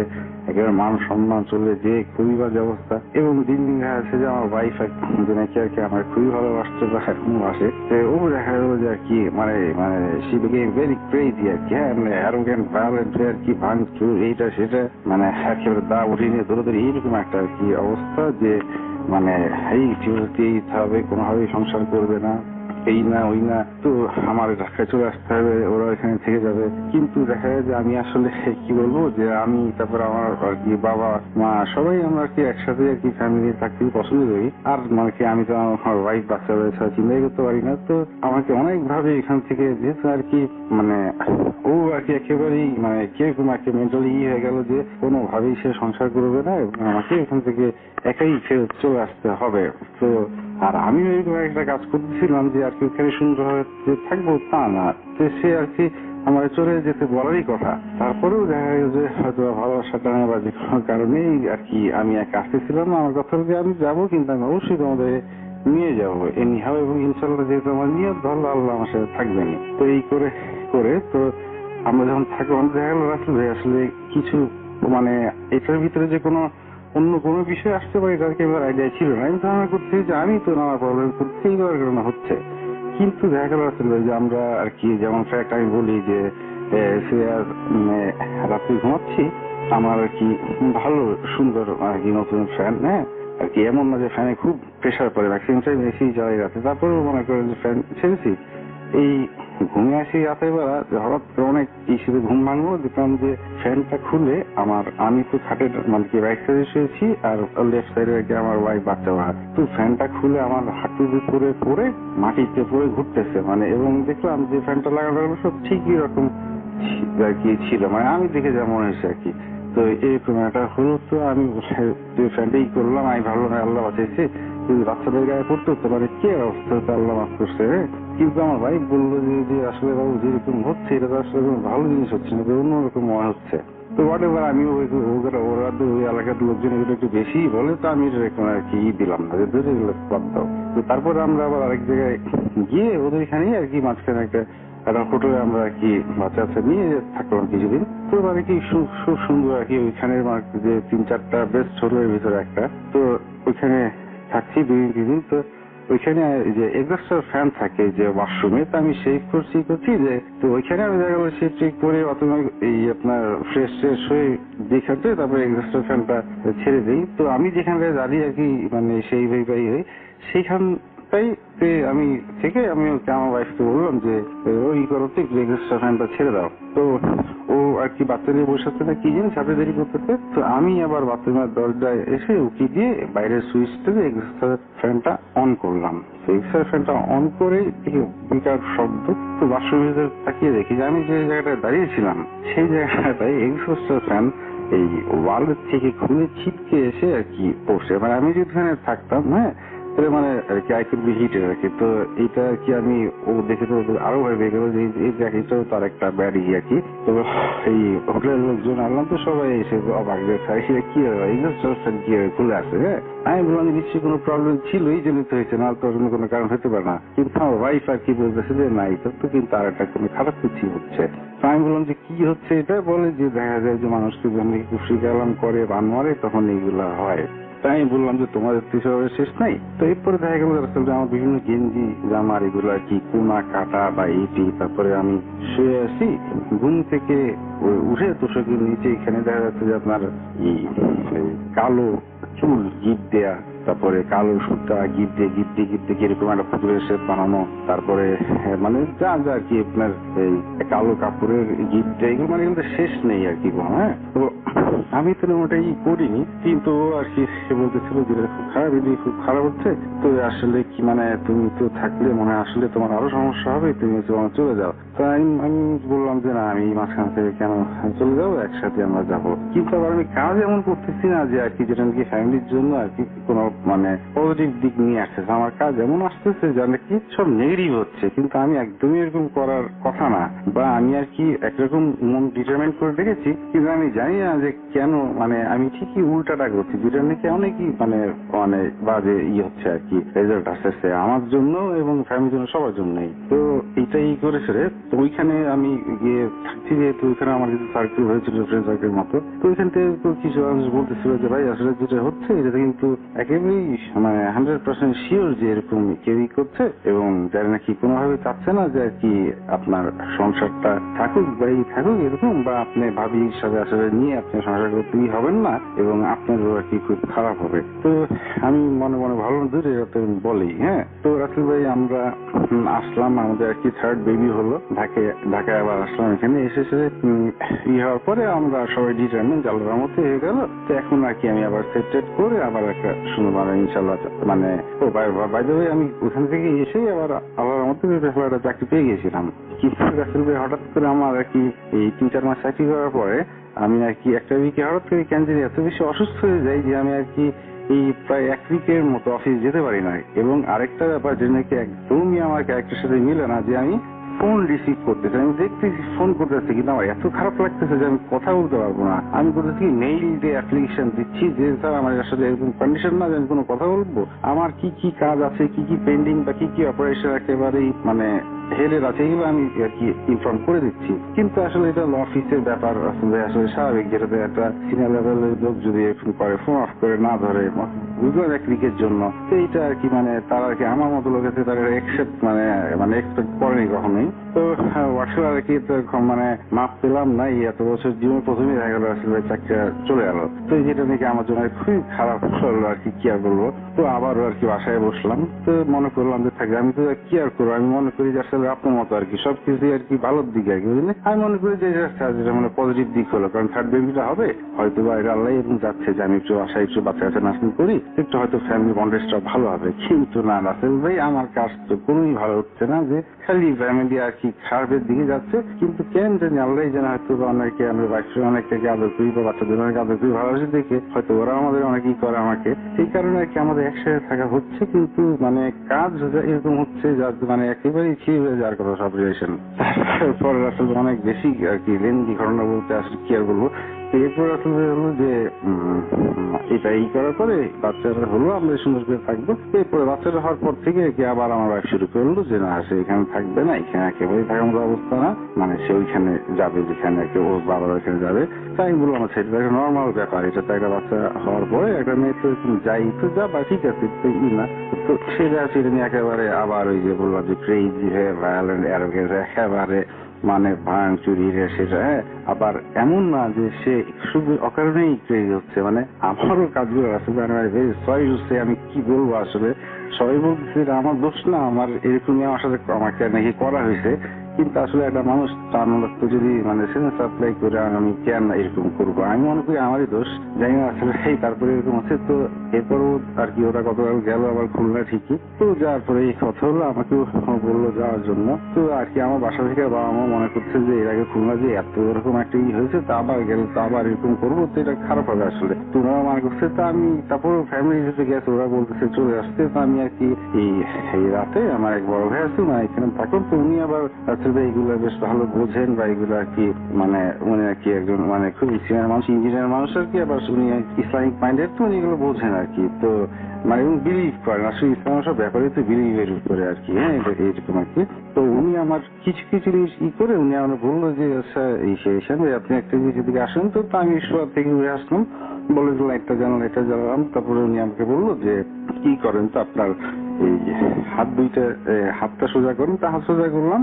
তো হাত সোজা করে উনি একটা তারের মতো লম্বা নিলেন, নিয়ে এসে আমার হাত মায়ের দুটো মাপলেন, মেপে তারপরে আবার করলেন কি যে আমার প্রতিটা আঙ্গুল মাপলেন, মেপে উনি দেখলেন যে দড়িটা লম্বা করে টেনে যতটুকু আসার কথা আসলে অতটুকু দড়িটা আসলো না। দড়িটা আমার আর কি কবজির উপরেই আর কি থেমে গেল, কিন্তু আরেকদিন আমার কথা ছিল। তা আমি জানি না, দেখি তো ভাই বললেন যে আসলে মানে কি বলবো, বলতে খারাপ লাগছে, কিন্তু মানে নষ্ট আছে আর কি। হ্যাঁ, তাই আমি বললাম যে নষ্ট আছে মানে মানে বলবো যে ভাই আসলে কি বলবো আর কি, আপনার খুব খারাপ করা হয়েছে আপনার সাথে, যেটাকে বলে কুফরি কাম বা বান মারা। হ্যাঁ, মানে আসলে যারা এগুলা করে আসলে মানে এটা খুবই নেগলেক্টেড কাজ, এগুলো ধীরে ধীরে মেরে ফেলা উচিত। কিন্তু কি বলবো আসলে মানুষ তো এগুলা করে, মানুষ তো অপরাধ করবে, শুধরাবে, এই আর কি, কেউ মারা যাবে না। তো যাই হোক, তো উনি আর কি খুব দুঃখ পেল যে আমার সাথে করা হয়েছে, কারণ লোকটা ভালো, তো আমার খুব আদর করে। তারপরে এরকম দেখে পরে উনি আবারও মানে গম্ভীর হয়ে আবার করলেন। তো করার পরে উনি নেক্সট করলেন কি, আমাকে একটা পানি ঢালতে বললেন একটা গ্লাসে। আমি আধা গ্লাস পানি ঢাললাম, ওই দিন রাতেরই ঘটনা। অর্ধেক পানি ঢালা, আধা গ্লাস পানি ঢালার পরে উনি আর কি আমাকে উনি বললেন যে আর কি এই আমার সাথে যাই করা হয়েছে, যারা যেমন কি কি যেন দোয়া নিজে নিজে পড়লেন, আমি অতটা মানে বুঝলাম না বা খেয়াল করলাম না। তো পরে উনি একটা কেচি দিতে বললেন, স্টিলের কেচি। সেই কেচি দিয়ে উনি পানিটা অনেকক্ষণ ধরে ভরেন এবং মানে ইসলামিক আল্লাহ রাসূল করলেন নাম নিয়ে কি বললেন আর কি। হ্যাঁ, বললে টুলে ই করে আমার সামনে রাখে। পরে উনি আমাকে বললেন যে ভাই আসলে খুব খারাপ করা হয়েছে, আপনার প্রতি জিন আসর না চালান করা হয়েছে নাকি। তো এই জিনকে নাকি বলে এরা যে কি নাগিন নাকি জিনের নাম। হ্যাঁ, সেটা খুবই আর কি স্ট্রং নাকি, এটা খুবই একটা স্ট্রং আর কি ডেভিল পাওয়ার এই টাইপের, মানে সরি মানে জিন তো ডেভিল পাওয়ার ঠিক না, মানে এরকম একটা মানে ব্যাড থিং আর ব্যাড পাওয়ার আর কি। তো এটা আর কি আমার উপরে করা হয়েছে। তো আর কি আসলে তো উনি খুব মন খারাপ করলেন। আর মানে সে আমি বুঝতেছি যে সে আর কি আবারও এই করে দেখতেছে যে আসলে কি এমন করা হয়েছে না কি হয়েছে আসলে করে বলে কি না ভাই আপনি তো আসলে খুব একটা খারাপ করা হয়েছে যে নাগিন জিন যে সারাক্ষণ আপনার নজরে আছে। হ্যাঁ আপনি আর কি তো মানে কি বেঁচেছেন আমি বুঝতে পারতেছে না। মানে সে একটু আর কি মানে কষ্ট হয়ে গেল যাচ্ছে আমার আমি কি করবো আমার কি হবে।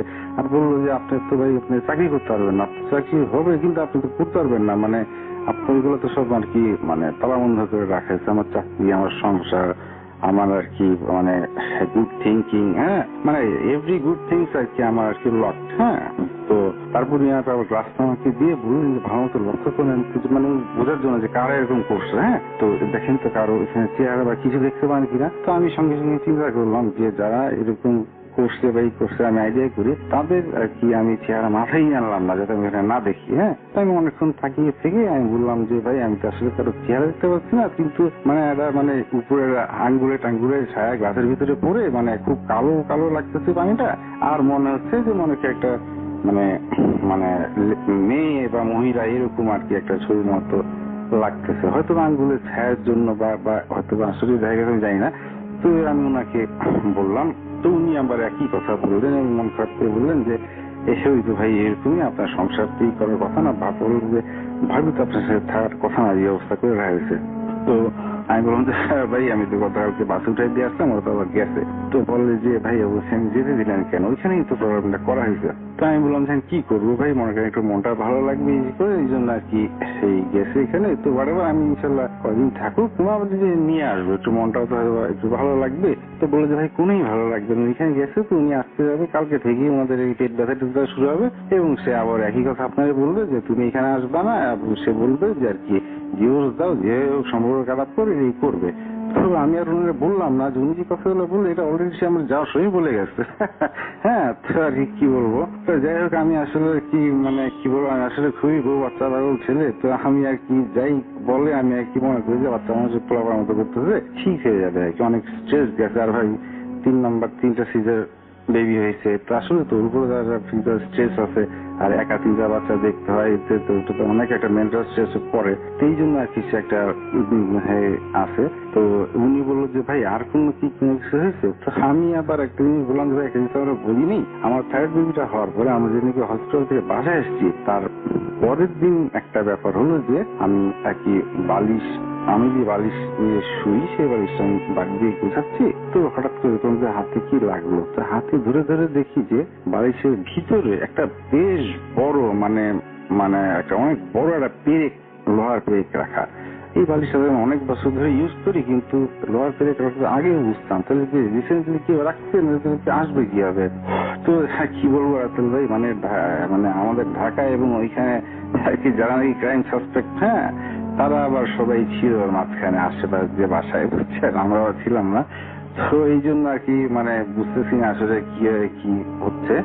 তো পরে দিয়ে উনি আর কি খুব সিরিয়াস হয়ে বললো যে ভাই আপনাকে তো কাটাতে হবে, আপনার রেস্ট ঠিক হতে পারবেন না, একেবারে শেষ করে ছাড়বে। এখন আপনি কি আপনি আবার দেখেন থেকে গ্লাসটা উনি আবারও গ্লাসে করে দিয়ে রাখলো, রাখার পরে বললো যে ভাই দেখেন তো কি দেখেন, একটু খেয়াল করেন চুপ করে। তো আমি ভালোর মতো খেয়াল করলাম, খেয়াল করে আমি আমার কাছে মনে হলো যে গ্লাসের নিচে কি মানে যে ময়লা টলার কারণে আমি বললাম যে এই যে মাকড়সা জালের মতো লাগতেছে। তো উনিও আর কি অত এরকমই গেস করতেছিলেন হয়তো বা জানি না। তো উনি দেখে উনি বললেন যে হ্যাঁ ভাই আসলে খুব একটা খারাপ করা হয়েছে এবং এই শুধু আপনার উপরে না, এটা তো ভাই ভাবির উপরে খুব ডেঞ্জারাস ভাবে পড়ে যাবে দুজনের উপরে, মানে কোনো ভাবেই তো ভাই ভাবি তো নিশ্চয় মনে হয় তাহলে আপনার সাথে খুবই বাজে বিহেভ করতেছে ভাই করেছে। আমি বলি বুঝলেন নিজের বউ, তো আমি বলি যে না কি বাজে বিহেভ কি আমি যা করি ভাই না ছিল এত পারে না, বুঝলেন না। হ্যাঁ তো এরকম আর কি তাই আমি বললাম। তো সে যা যা বললো যে এই করে আসলেই আর কি মানে ভাই আসলেই করতেছিল। হ্যাঁ তো আর কি বলবো আসলে এরকম হওয়ার পর আসলে মনটা একটুখানি খারাপই লাগলো যে কি এগুলা মানে কি সুন্দর একটা বছর আগে উত্তরায় আর কি মানে রাজার হারে চাকরি বাকরি করে বাপ্পারা সবাই মিলে থাকতাম, মানে আব্বা আম্মা সবাই ছিল। হ্যাঁ তো এই হঠাৎ করে আসলে তো জিনিস মানুষ যে বলে যে আপনি যে বলেন যে মানে হঠাৎ করে একটা হয়, হ্যাঁ তো আসলেই তো দেখলাম যে মানে মানুষের ছাড়া নাকি সব সুন্দর চলতেছে, যদি বলতেন এরকম স্টোরি টেলারের মতো সব সুন্দর চলতেছিল, হঠাৎ করে কি শুরু হয়ে গেল, আসলে এরকম শুরু হয়ে গেলাম এখানে শুরু হয়ে মানে ডিজাস্টার। তো এরপরে হলো কি উনি বললেন যে আমাকে এক জায়গার কথা যে ভাই এটা তো কাটাতে হবে, আপনি যে পাত্তা দিতেছেন না, এটা তো আছে যে আপনাকে জিন চালান করে দেখতে হবে যে কিভাবে এটা থেকে মুক্তি পাওয়া যায়। তো উনি আবার গ্লাসটার দিকে তাকালেন, তো আমি বসে আছি পাশে, আমি হয়তো গ্লাসের দিকে তাকে দেখলাম কি যে একটা মানে মনে হচ্ছে গ্লাসের ভিতরে ভাই জানি না কেন আর কি, হ্যাঁ, যে মনে হয় যে একটা কাছের মানে মানে একটা চারকোনা ইসের মতো মনে হয়, মানে হয়তো পানির বাবলের জন্য ইসের মতো, আর ভিতরে মানে একটা বেবি থাকলে যেরকম হয় দূর থেকে দেখে এরকম লাগতেছে। হ্যাঁ, তো আমি বললাম একটু বলে যে বাচ্চাটা কি মানে এরকম বক্সের মতো ভিতরে দেখে, আমাকে হ্যাঁ। তো আমি বসে আছি, তো উনি আবার হচ্ছে চোখ বন্ধ করলো, দেখলাম চোখ বন্ধ করে একটা কেমন জোরে শ্বাস নিয়ে বসে তাড়াতাড়ি করে দেখি ওনার শরীর বন্ধ করলো, বললো যে ভাই আমি তো শরীর নাই ভুলে গেছি, এটা ভাই আমার চাপ দিয়ে ধরছিল। হ্যাঁ, তো আমি মানে বুঝলাম যে বলতেছে যে নাগিন যে হ্যাঁ মানে মানে আমার সুপার লাভার জন্য কি আমার এখানে ফলো আপে আছে আর কি, হ্যাঁ, ও আর কি তারা চাপ দিয়েছিল, বুঝছেন। কি বলবো আসলে মনের দুঃখে বলতেছি আর কি। তো এইরকম করছে, তো আমি বললাম যে ভাই কি বুঝলেন, এই যে বাচ্চার মতো সেই দেখলাম বাবলের জন্য আর কালো কালো পানি দেখলাম। তো ওনাকে বললে আমি বসে আছি, উনি নাগিনের কথা বললো, তা আমি তো আর এটা গুরুত্ব দিই আমি বলি না তো সামনে, ঠিক আছে, আমি ভাবতে কি নাগিন কে কি, হ্যাঁ। তো আসলে তো ভাই জিন তো আছে, আমার সবাই জানে, আর বাবু ভাই নোজ দ্য বেস্ট, হ্যাঁ, যে কোন জিন কিসের জন্য। হ্যাঁ, তো যাই হোক, তো এরপরে দিয়ে আমি আসলে আমরা বসে আছি, তো আমি দেখলাম যে আমার ভিতরে একটা কেমন একটা মানে ইসের মতো মানে বাইরে একটা কথা বলে রাখা ভালো যে আমার যে দাদা উনি আর কি এই মানে এইসব জিনিসগুলো যে মানুষের যে মানে অলৌকিক ঘটনাগুলো হয় এবং আর এইগুলা কি মানুষ দেখা যায় যে প্রবলেমে পড়ে তাদের কাছে আসতেছে, মানে এবং শুধু প্রবলেম না, আমার একটা বাচ্চা হলদি নিয়ে আসছে, দোয়া করে দিচ্ছে, একটু পানি পরে নিয়ে খাওয়াচ্ছে, মানে আমাদের আর কি মানে একটা আসলে নরম কোমল ইসলাম মনের মানুষের তো দেখা যায় কিছু একটা বিশ্বাস থেকেই যায় আসলে। তো থেকেই আমাদের কাছে আসলে এই করতেন। তো উনি বললো যে আপনি আপনার দাদা থেকে তো সেটা নিতে পারেন। তাই আমি বললাম যে ভাই দাদা তো আব্বু চাচা এদের চাপে আর এগুলোই করে না, তো কি আর করবো এখন, মানে দেখিয়ে তো উনি একজনকে আর কি ফোন দিলেন। তো উনি আসলে ঠিক আমি আপনাকে যে কথা বললাম না, ঠিকই আর কি আমাকে যে আমার এই বড় ভাই যা বললেন, ওই ওনাকে যে ফোন করা হয়েছে আরেক ডিস্ট্রিক্টে আর কি, উনি খুবই একজন মানে কি মানুষ পায় আছে একটা মানুষ, এবং মেবি আর কি উনি এইগুলো খুব ভালো বোঝেন বা জানেন আর কি।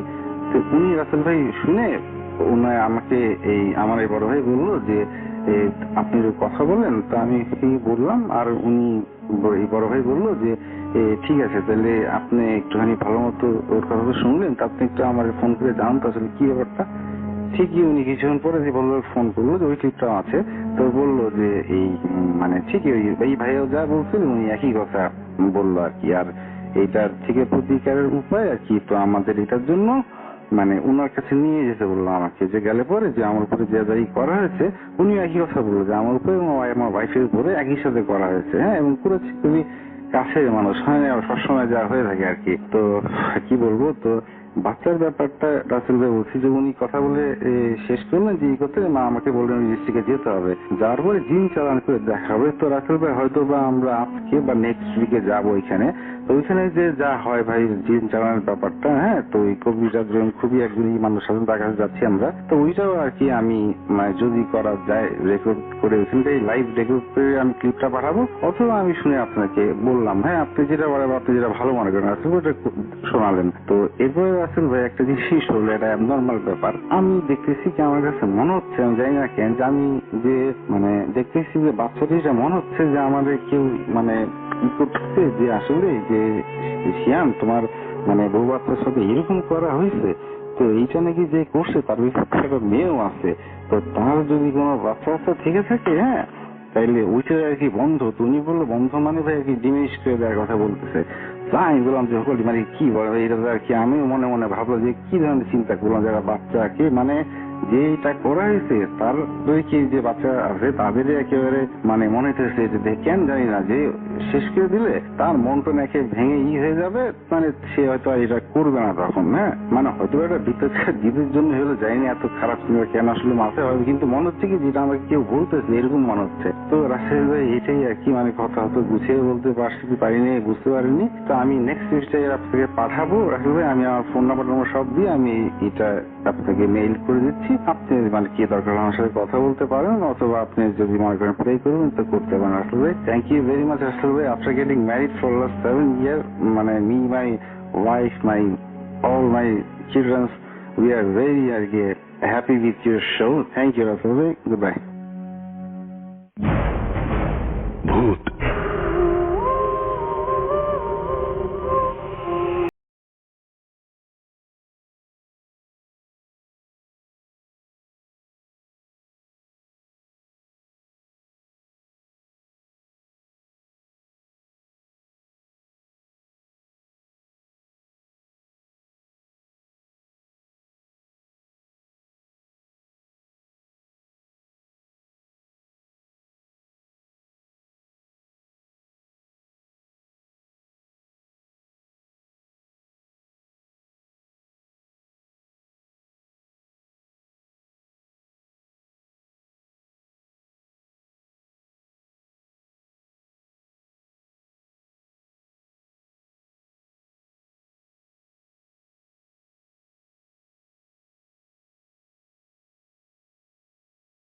সহ আপনার জীবনে ঘটে যাওয়া বা আপনার জানা সেরা ঘটনা লিখে পাঠিয়ে দিন আমাদের কাছে। ঘটনার শুরুতে অবশ্যই উল্লেখ করুন যে ঘটনাটি আপনি স্টুডিওতে এসে শেয়ার করবেন, নাকি আপনি চান আপনার ঘটনা আমরা পড়ে শোনাই। যারা দেশের বাইরে করছেন তারা অডিও ক্লিপ পাঠাতে পারেন বা লিখেও পাঠাতে পারেন আমাদের ঘটনাটি।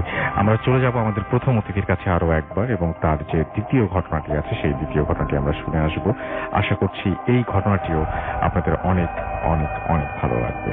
চলুন শুনে আসি ঘটনাটি। আপনার নামটা প্লিজ আরো একবার বলবেন, আপনি কোথা থেকে এসেছেন সেটা বলবেন, তারপর আপনার ঘটনায় যাব আমরা।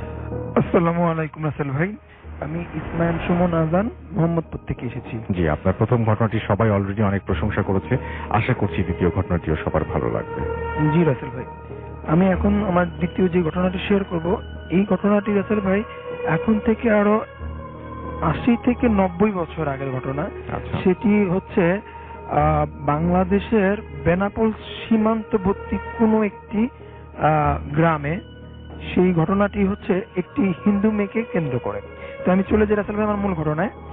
তো ঘটনাটি ঘটে এখন থেকে আরো 80-90 বছর আগে। তখন সদ্য বিবাহিত একটি মেয়ে, হিন্দু পরিবারের একটি মেয়ে তার বাবার বাড়িতে বেড়াতে যায়। বিয়ের কিছুদিন পরেই তার বাবা বাড়িতে বেড়াতে যায়।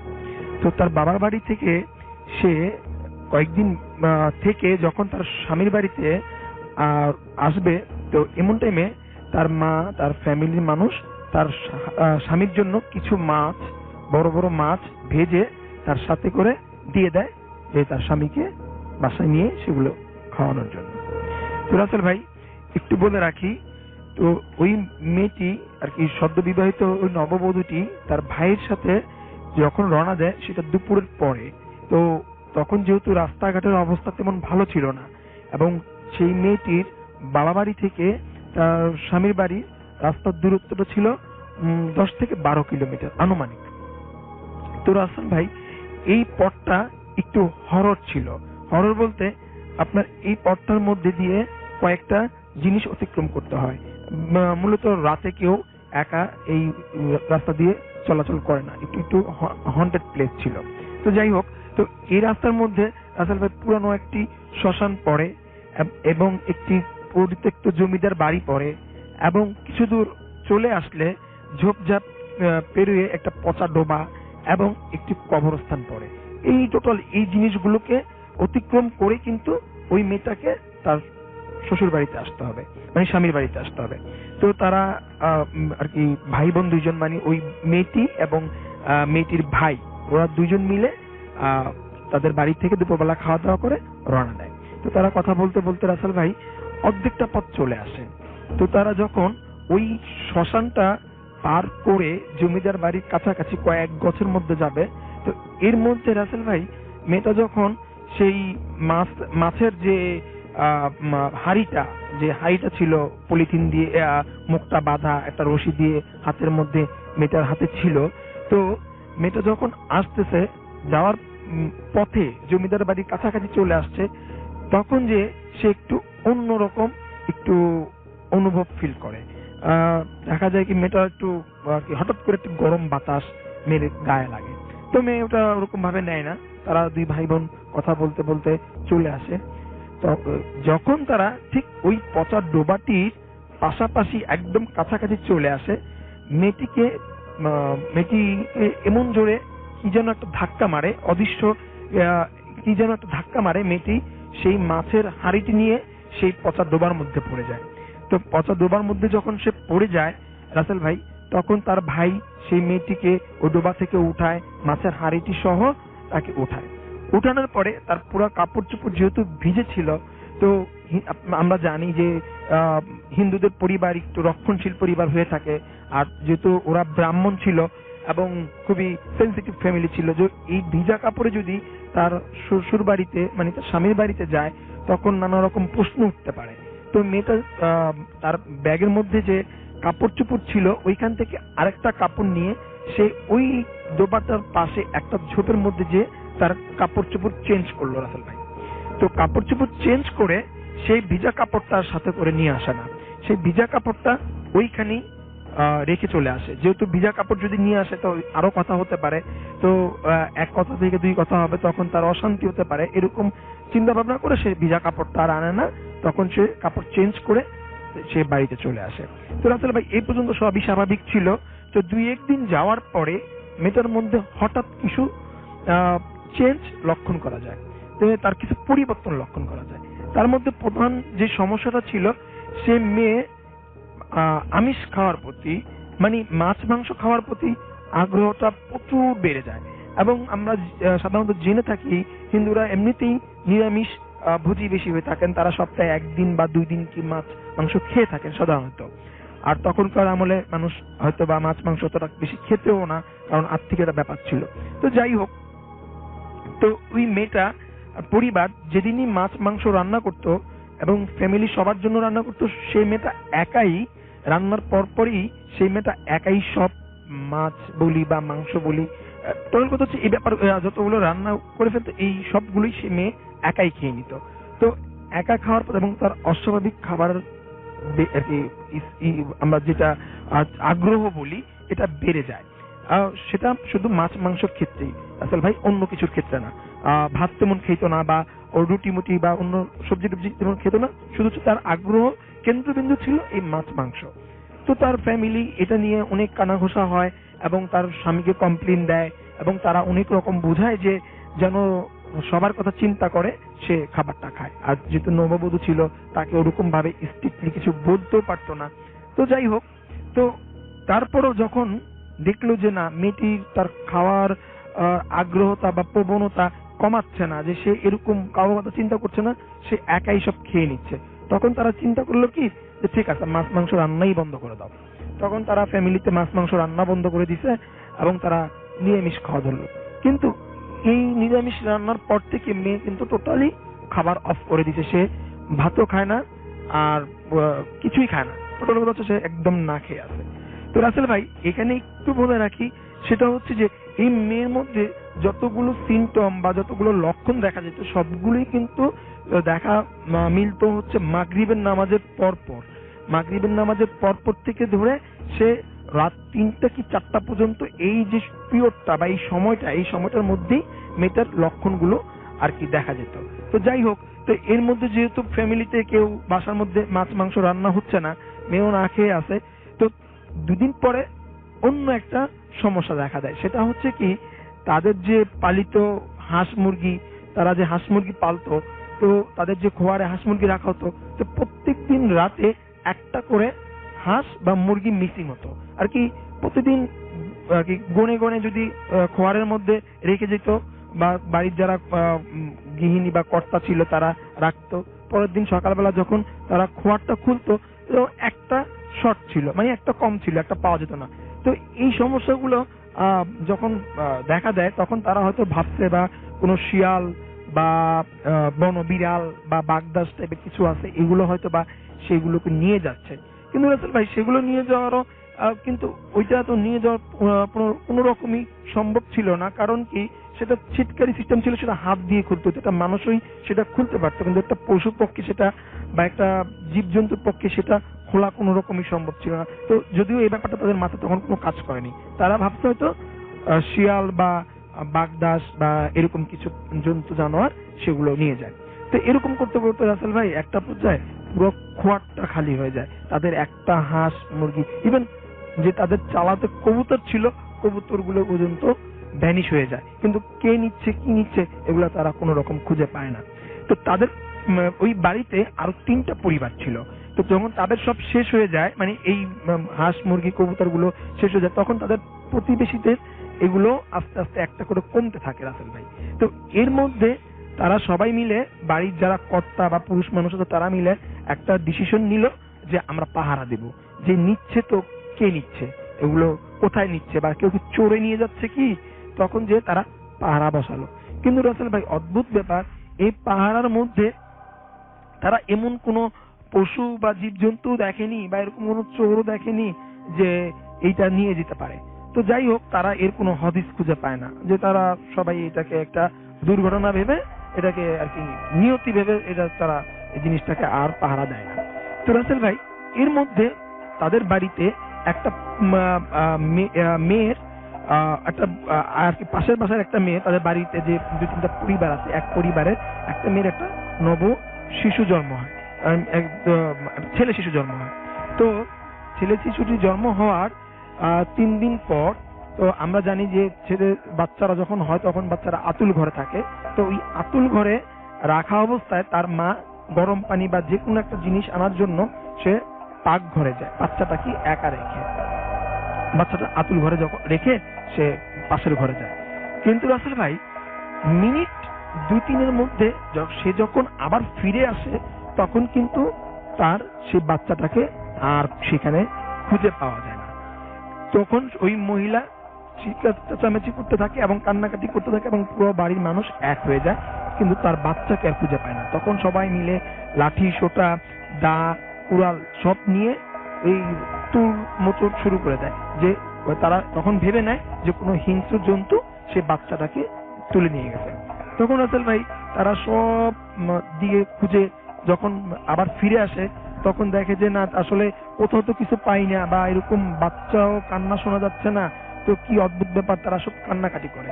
তখন তাদের মাথায় হঠাৎ একটা ইয়ে আসে, যে আমাদের বাড়ির পিছনে যে একটা বাঁশঝাড়ের পাশে একটা পরিত্যক্ত গোয়াল ঘর আছে, একটু ওদিকটা তো যাওয়া আর কি দেখা হয়নি, আসলে ওদিকটা তো একটু খুঁজে দেখা দরকার। তখন বাড়ির যে পুরুষ লোকরা আছে তারা সবাই মিলে সেই গোয়াল ঘরের দিকে গেল। কিন্তু রাসেল ভাই গোয়াল ঘরে যখন তারা ঢুকলো, তারা যা দেখলো তার জন্য তারা মোটেই রেডি ছিল না, তৈরি ছিল না। তারা তো দেখে পুরো হতভম্ব হয়ে গেল। তারা দেখে যে ওই যে নববধূ, ওই মেয়েটা সেই গোয়াল ঘরে বসা, এবং সে কুকুরের আসনে বসা, মানে একটা কুকুর যখন পা ভাঁজ করে যেভাবে বসে ওইভাবে বসা, এবং তার চুলগুলো, মাথার সব চুলগুলো ছাড়া, এবং সে ওই বাচ্চাটাকে কামড়ে কামড়ে খাচ্ছে, একদম খুবই অদ্ভুত ভাবে খাচ্ছে। তারা যখন ওই রুমের মধ্যে ঢুকে এবং ওই মেয়েটা ওই লোকদের দিকে তাকায়, এবং তাকানোর পরে তারা দেখতে পায় যে মেয়েটির চোখ পুরো লাল হয়ে আছে, এবং মেয়েটি হিংস্র একটি শব্দ করছে। তখন তারা ওই অবস্থা দেখে, ওই বাড়ির যা পুরুষ লোকরা ছিল তারা সাথে সাথে মেয়েটিকে ওই স্পটেই পিটিয়ে মেরে ফেলে। তো যখন মেয়েটিকে পুরো মেরে ফেলে, পিটিয়ে যখন মেরে ফেলে, তখন ওই এলাকার মানুষজন সব এক হয়ে যায়, এবং ওই গ্রামের যারা গণ্যমান্য ছিল, বা যারা গ্রাম প্রধান ছিল বা সমাজ প্রধান ছিল, তারা একটা ডিসিশন নেয় যে এই মেয়েকে কোনো রকমই এই গ্রামে দাহ করা যাবে না, মানে একে কোন রকম সৎকার করা যাবে না। যদি সৎকার করতে হয় তাহলে এই গ্রাম থেকে অন্য কোথাও নিয়ে যে সৎকার করতে হবে, যেহেতু এর সাথে অশরীরী আত্মা ছিল। তো ওই মেয়েটি কে যেহেতু মেরে ফেলা হয়, মেরে ফেলার পরে এখন তো এটিকে আপনার সৎকার করা লাগবেই। তো এই জন্য তারা করলো কি, একটু ওই যে 3টা গ্রাম পরে জানতে পারে যে একটা পুরান শ্মশান আছে, এবং ওইখানে যে পাশে যে কালী মন্দির আছে, ওই কালী মন্দিরের যে প্রধান পুরোহিত, উনি খুবই আধ্যাত্মিক একজন পুরোহিত, এবং উনি পারবেন এই মেয়েটাকে দাহ করতে, এবং যত রকম ফর্মালিটিস আছে সব উনি পূরণ করতে পারবেন। তখন যে তার কাছে যাওয়া হয়, এবং যাওয়ার পরে তাকে কি ওই ডেড বডিটা, ওই লাশটাকে নিয়ে যাওয়া হয়, এবং তার কাছে সব ঘটনাটি খুলে বলে রাসেল ভাই। তো খুলে বলার পরে সে ওই মেয়েটির যে হাজবেন্ড, স্বামী, সবকিছু ব্যবস্থা করে দিয়ে তারা ওই ডেড বডিটাকে বা ওই মেয়ের লাশটাকে দিয়ে তারা চলে আসে। তারা আর ওইখানে মোটেও থাকতে চায় না এবং কেউই থাকতে চায় না। তখন ওই যে পুরোহিত আছেন, ওই শ্মশানের যে পুরোহিত, প্রধান পুরোহিত, ওই পুরোহিত বলে যে ঠিক আছে আপনারা চলে যান, আমরা একে অন্তিম ক্রিয়া করে দেব বা এই যা যা দরকার সব আমরা করে দেব। তখন যে তারা চলে আসে, তো ওই শ্মশানের যে প্রধান পুরোহিত এবং ওনার যে সহকারী পুরোহিত ছিল, ওই সহকারী পুরোহিত মিলে যত রকম ক্রিয়াকলাপ আছে বা যত ধরনের ফর্মালিটিস করা দরকার একটা মানুষকে পড়ার জন্য, তো সেজন্য তাড়াতাড়ি ওরা সে ব্যবস্থা করে। তো রাসেল ভাই, এর মধ্যে ওই যে পুরোহিতের যে সহকারী পুরোহিত ছিল সে আর কি হঠাৎ করে অসুস্থ হয়ে পড়ে। তো হঠাৎ করে অসুস্থ হয়ে যাওয়ার পরে তাকে নিয়ে আর কি তাকে বলা হয় যে তুমি বাড়ি চলে যাও, একে আমি নিজেই একাই আর কি দাহ করতে পারবো, আমার কোনো সমস্যা হবে না। তখন যে সে প্রধান পুরোহিত ওই মেয়েটিকে ওই কাঠের মধ্যে রেখে, মানে শোয়ার আসনে যখন মেয়েটাকে অগ্নিদাহ করা হবে ওরকম পজিশনে রেখে সে একটি বিশেষ পূজা করতে বসে, যে পূজাটা করলে যে সে তার সাথে যে অশরীরী আত্মা ছিল যেন পরে কোনো রকমই কোনো সমস্যা না হয়, এজন্য সেটা বিশেষ পূজা করতে বসে। এবং পূজা যখন শুরু করে তখনই উনি কিছু কিছু অদ্ভুত লক্ষণ দেখতে পারে, যে তার পূজাটা কমপ্লিট করার জন্য যত রকম আর কি ক্রিয়াকলাপ করা লাগে তার সব একটা ভুল হচ্ছে, একটার পর একটা ভুল হচ্ছে, তারপরে সে কন্টিনিউ এটা করতে থাকে। তো যখন তার পূজাটা অর্ধেক প্রায় শেষ, তখন ওই শ্মশানের পাশেই একটা বড় বট গাছ ছিল এবং ওই বট গাছের নিচে বসে একটা বিকট কান্নার শব্দ পাওয়া যায়, যে অনেক জোরে জোরে একজন লোক কান্না করতেছে। তখন পণ্ডিতের কানে আসে, ওই পুরোহিতের কানে আসে যে যে কেউ একজন কান্না করতেছে। তখন যে উনি জোরে জোরে বলে ওইখানে কে, কোনো শব্দ হয় না। দ্বিতীয়বার বলে ওইখানে কে, কোনো শব্দ হয় না। তৃতীয়বার জোরে বলে ওইখানে কে কান্না করে। তখন যে ওই লোকটা, মানে ওই অশরীরী আত্মা বলি বা যাই বলি, ওইটা আর কি বলছে যে আমি আর ওই মেয়েটা আর কি ওই লাশটা হচ্ছে আমার মেয়ে, তো আপনি আমার ওই লাশটাকে, আমার মেয়েটাকে আমার কাছে বুঝিয়ে দিয়ে দেন, আমি লাশটাকে নিয়ে যাই, ওর মা লাশটাকে দেখার জন্য কান্নাকাটি করছে। তখন সেই পণ্ডিত বলে যে আপনাকে দিয়ে দেব, তো আপনি আসেন, আর এত রাতে আপনাকে লাশ দিব, আপনি নিবেন কিভাবে? রাস্তায় কত রকম জীবজন্তু, কত রকম বিপদ আপদ আছে, আপনি এখন নিতে পারবেন না, আপনি সকালবেলা পর্যন্ত অপেক্ষা করেন, যদি নিতেই হয় সকালবেলায় নিয়ে যান, আর না হলে এখানেই আপনি যেহেতু আসছেন আপনার বাবা মুখে আগুন দিয়ে আপনি লাশটাকে পুড়িয়ে দেন। তখন যে আপনার ওই লাশটাকে পুরাণের যখন আহ্বান জানানো হয় তখন ওই লোকটা আর আসে না। ওই লোকটা ওইখানে বসে একটা পর্যায়ে বিরক্ত অবস্থায় সে বলে যে আপনাকে বলছি লাশ দিয়ে দেওয়ার জন্য, আপনি দিয়ে দেন, নাহলে আপনার ক্ষতি হবে। তখন উনি একটু অচম্বিত হয়ে যায়, কি ব্যাপার, উনি এইভাবে কথা বলছে কেন? তারপর উনি ওনার পূজার আসন থেকে উঠে তো সামনে আগায় উনি যখন সামনে আসে তখন তার হাতে একটি লটি ছিল, লটির মধ্যে গঙ্গা জল ছিল এবং তার হাতে একটি শিবের ত্রিশূল ছিল। এটি নিয়ে সে সামনে আসে। যখন সামনে আগায় তিনি নাকের মধ্যে হঠাৎ বাজে তীব্র একটি গন্ধ অনুভব করেন এবং উনি এমন একটা গন্ধ অনুভব করে যে কিছু একটা পচে অনেক ভয়ানক যেটা গন্ধ হয় এরকম গন্ধ অনুভব করে। যতই উনি ওই লোকটার সামনে যান ততই উনি এই গন্ধটা অনুভব করেন। তারপর উনি আর সামনে আগান না, উনি এক পা দুই পা করে আবার পিছু চলে আসেন এবং তখন উনি একটা জিনিস লক্ষ্য করেন যে এত গরমের মধ্যে আমরা সবাই আর কি আমি উদাম হয়ে আছি, কিন্তু এই লোকটা চাদর গায়ে দিয়ে আছে কেন? তখন তাকে জিজ্ঞেস করে আপনি চাদর গায়ে দিয়ে আছেন কেন? তখন উনি বলতেছে যে আমার প্রচুর জ্বর। তখন উনি বলতেছে আপনি জ্বরের মধ্যে আপনি নিবেন কিভাবে এই লাশটা, আপনি নিতে চাচ্ছেন? তখন উনি বিরক্ত হয়ে বলতেছে যে তোকে বলছি লাশ দেওয়ার জন্য, তুই লাশ দিয়ে দে, তোর ক্ষতি হবে। তখন ওই পণ্ডিত যা বুঝার বুঝে গেছে। তখন যে উনি করলো কি, সেই চারপাশে একটা গোল সার্কেল দিয়ে তার মধ্যে গঙ্গা জল ঢেলে দিয়ে সে গায়ত্রী মন্ত্র পাঠ করা শুরু করলো এবং সেই মেয়েটার মধ্যে আর কি আগুন ধরিয়ে দিলেন, মুখের মধ্যে আগুন ধরিয়ে দিলেন এবং সেই আত্মাটা যা আর কি সেই লাশটাকে নিতে পারলো না এবং যাওয়ার সময় তাকে অভিশাপ দিয়ে গেল যে তোকে আমি দেখে নেব এবং তুই যদি তুই আমাকে এই লাশটা দিলি না, তোর লাশ আমি তোর লাশই নিয়ে যাব। তখন রাসেল ভাই ওই মেয়েটিকে পোড়াই দিল। পোড়াই দেওয়ার পরে যখন মেয়েটির অন্তিম ক্রিয়া সব কমপ্লিট করলো, কিন্তু কিছুদিন পর ওই পুরোহিত আস্তে আস্তে করে অসুস্থ হয়ে গেল এবং অস্বাভাবিকভাবে তার শরীরের পশমগুলো বড় হতে লাগলো। যে মানুষের সাধারণত পশম এত বড় হয় না, কি জীবজন্তুর পশমের মতো বড় বড় পশম হতে থাকে এবং হাতের নখগুলো বড় বড় হয়ে যায় এবং কাটার পরেও সেই নখগুলো আবার সেই আগের মতন জীবজন্তুর মতন অনেক বড় বড় নখগুলো হয়ে যায় এবং পশমগুলো অনেক বড় হয়ে যায়। তো এরকম করতে করতে আস্তে আস্তে সেই পণ্ডিতটা মারা যায়। তো মারা যাওয়ার পরে ওই পণ্ডিতটাকে যেদিনকে আপনার ওই শ্মশানে পোড়ানোর জন্য নিয়ে আসে, এর মধ্যে হঠাৎ প্রচুর ধুলাবালি ঝড় শুরু হয়। কিন্তু ওই লাশটাকে রেখে সবাই যখন চোখ মুখ মুখের মধ্যে যখন প্রচুর পরিমাণে বালু আসে, যখন তারা মুখ চোখ পুষতে থাকে, এর মধ্যে সেই লাশটাকে হঠাৎ করে ভ্যানিশ হয়ে যায়। সেই লাশটাকে আর পাওয়া যায় না। তখন তারা সবাই অদ্ভুতভাবে ফলো করে যে ঝড়ও থেমে গেছে, অথচ সেই লাশটাও নেই। চারপাশে ঘোরাঘুরি করার পরও, খোঁজাখুঁজি করার পরও সেই পুরোহিতের লাশটি আজও খুঁজে পাওয়া যায়নি।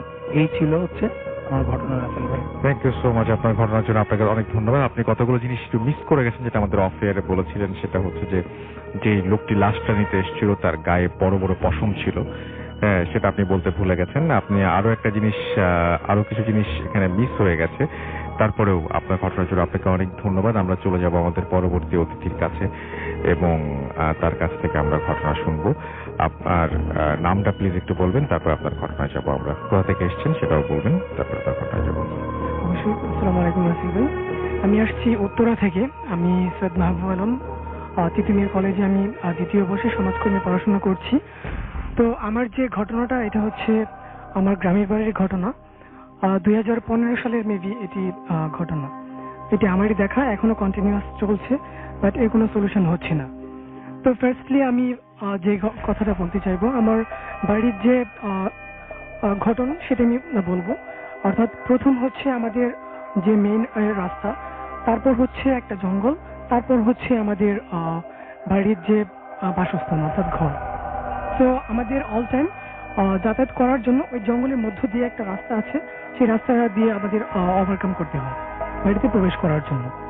তো আমরা অল টাইম এখান দিয়ে প্রবেশ করি। তো যে ঘটনাটা ঘটেছিল আমার চাচার সাথে, ওনার নাম হচ্ছে মোহাম্মদ হেলাল মিয়া। তো এই ঘটনাটা হচ্ছে মূলত ওনার একটি নেশাকে কেন্দ্র করে। অর্থাৎ উনি মাছ ধরতে একটু বেশি পছন্দ করতেন। মাছ ধরাটা ওনার একটা নেশা বলা যায়, প্রচন্ড ভালোবাসেন মাছ ধরাটা। তো আমাদের গ্রামে যেহেতু এই বিষয়টা অনেক ইজি, অর্থাৎ মাছ ধরার যে বিষয়টা অনেক ইজি, বাড়ির পাশে গেলে পাওয়া যায়। স্পেশালি এটা বর্ষাকালে বাড়ির পাশে গেলে মাছ পাওয়া যায়। তো কিন্তু সেটা রাতের বেলাতে যখন সবকিছু নিস্তব্ধ থাকে, তখন রাতের বেলাতে মাছ ধরার জন্য একটি পারফেক্ট টাইম। বাট এই পারফেক্ট টাইমের মধ্যে মাছ ধরার জন্য অবশ্যই 2 জন অথবা 3 জন, অর্থাৎ কাউকে সাথে নিয়ে যেতে হয় মাছ ধরার জন্য। বাট যেদিন ঘটনাটা ঘটেছিল, আমার যিনি চাচা, কাউকে না পাওয়ার কারণে ওনার প্রচন্ড ইচ্ছা, উনি আজ মাছ ধরবেনই। ওয়েদারটা ছিল একটু অবশ্যই পারফেক্ট ওয়েদার, যার জন্য উনি কাউকে সাথে না নিয়ে চলে গেলেন মাছ ধরার জন্য। তো উনি সবার থেকে মাছ একটু ভালো ধরতে পারেন, যার জন্য একা চলে যাওয়ার পর। ঘটনাটা কি ঘটেছিল আমরা একটু শুনি প্লিজ। জি অবশ্যই। তো মাছ ধরে যখন উনি ফিরছিলেন রাত্র, তখন মেবি 2টা+ বাজে, তখন যিনি আমাদের যে জঙ্গলটা যখন উনি ওভারকাম করছিলেন বাড়িতে প্রবেশ করার জন্য, তখন ওনার গায়ে একটু হালকা গরম বাতাস উনি অনুভব করতে পারেন। যখন তিনি এমনকি অনুভব করেন, উনি বুঝতে পেরেছিলেন, বাট কারোর সাথে সেটি শেয়ার করেননি। শেয়ার না করার পর পরদিন মেবি হঠাৎ করে উনি মাটিতে পড়ে গড়াগড়ি খেতে লাগলেন। তো এই বিষয়টা অবশ্যই একটু অড টাইপের, কেউ বুঝতে পারে না হঠাৎ করে কি এমনটি হলো। উনি কোনো শারীরিকভাবে অসুস্থ ছিলেন না, কোনো ডিপ্রেশনে ছিলেন না। তো সবাই একটু ভিড় করছিলেন, বাড়িতে যারা ছিলেন সবাই ভিড় করছিলেন, আমিও ছিলাম তখন। তো দেখতে লাগলাম ওনার যে বডি ল্যাঙ্গুয়েজ, অর্থাৎ হাত পা অস্বাভাবিক ছোড়াছুটি করছে, কিছু কথা বলছে না, কেউ কাছে যেতে পারছে না, হাত পা যেখানে ইচ্ছে সেখানে ছড়াছড়ি করছে। তারপর হচ্ছে লাস্ট মেবি 30 মিনিট হবে, 20 or 30 মিনিট, এমন সময় ধরে এটি চলতে লাগলো, কেউ পাশে যেতে পারলো না। জি। তো তারপর হঠাৎ করে উনি স্বাভাবিক হলো। স্বাভাবিক হওয়ার পর ওনাকে অনেক কোশ্চেন করা হলো, বাট উনি কিছু বলতে পারলো না। এভাবে রাসেল ভাই কিছুদিন পরপরই চলতে লাগলো, মেবি সপ্তাহে 2 দিন 3 দিন এমনটি হতে লাগলো। এটা কন্টিনিউয়াসলি চলার পর আমরা সবাই অনেক হুজুর, তারপর হচ্ছে ঝাড়ফুঁক যেটাকে বলে, এটা করানো হলো, বাট কোনো কিছু এর মাধ্যমে হলো না। নেওয়ার পর ওনাকে যেমন কন্টিনিউয়াসলি চলতে লাগলো, তখন ওনাকে জিজ্ঞাসা করা হলো যে আসলে তোমার কেমন ফিলটা হয়, তুমি কোনো কিছু কি মনে করতে পারছো না? তখন উনি আমাদের সাথে একটুটুকু শেয়ার করতে পারেন যে আমি দেখতে পাই যখন এই প্রবলেমটা হয় আমার সামনে একটা অনেক সুন্দর ফর্সা মহিলা লাল শাড়ি পরা থাকে। তো ওনাকে দেখার পর আমি আর কিছু বলতে পারি না, বাট এটা যখন হওয়ার পর ওনার শরীরে প্রচন্ড ব্যথা থাকে, এটা কয়েকদিন পর্যন্তই থাকে ব্যথাটা, বাট কোনো সলিউশন হয় না। এমনটি হওয়ার পর আমরা যখন এই প্রবলেমটা হয় তখন অনেকে অনেক কোয়েশ্চেন করে, তখন একটু একটু অ্যান্সার করে, একটু রেসপন্স আমাদের কথার মধ্যে করে। তো প্রথমে জিজ্ঞাসা করলো, আচ্ছা আসলে কেন এই প্রবলেমটা হচ্ছে, কেন তুমি অনেকে কষ্ট দিচ্ছ, কি প্রবলেম, যদি আমাদের সাথে শেয়ার করতে হয়তোবা আমরা তোমাদের সেই প্রবলেমটা ফুলফিল করার চেষ্টা করতাম। এর ফলে তো আমাদের সবারই কষ্ট হচ্ছে, ওনারও কষ্ট হচ্ছে, বাট কোনো সলিউশন আসছে না। তখন উনি ওনার নামটা বলে ওনার নাম হচ্ছে জিগরণী, ওনার ধর্ম হচ্ছে মুচি যেটাকে বলে। সো ওনারা বলে আমরা হচ্ছে 7 বোন, আমাদের বাসস্থান ছিল তোদের যে বাড়ির পাশে একটা বটগাছ ছিল বড়, আমরা সেখানেই থাকতাম। বাট এই বটগাছটা হঠাৎ কাটার ফলে আমাদের যে বাসস্থান ছিল সেই বাসস্থানটা আমরা হারিয়েছি, যার ফলে তোদের যে জঙ্গলের মধ্যে শেওড়া গাছটা ছিল সেখানে আমরা আসার পর ওকে দেখে অনেক ভালো লাগছে, ওকে দেখে অনেক ভালো লাগার জন্য আমরা ওর কাছে আসছি। তো তোরা আমাকে ডিস্টার্ব করিস না, আমার যখন ইচ্ছে হবে, আমাদের যখন ইচ্ছে হবে আসবো, তোরা আমাদের এখান থেকে তাড়াতে পারবি না। তো শুধু শুধু তোরা তোদের টাইম ওয়েস্ট করবি, তোদের কোনো ফল হবে না। জি। এরপর হচ্ছে আমরা এভাবেই চলতে লাগলাম, বাট কোনো প্রতিকার হচ্ছে না। একদিনকার ঘটনা, উনি ওনার এক আত্মীয়ের বাড়িতে গেলেন, একা গেলেন বেড়ানোর জন্য। তো যেহেতু কেউ সাথে যাননি, হঠাৎ রাতের বেলা ওনারা আমাদের কল করলেন, রাত তখন 10টা+। তখন বাড়িতে কল করার পর বললো যে ওনার তো এমন কোনো প্রবলেম আমরা জানি না, বাট এখন তো উনি দেখছি হাত পা ছোড়াছড়ি করছে, কেউ পাশে যেতে পারছে না, একটা অস্বাভাবিক পরিস্থিতি। তো তখন আমার এক ভাই ছিল, চাচাতো ভাই মাসুম, আরেকটা ছিল শফিক এবং আমি।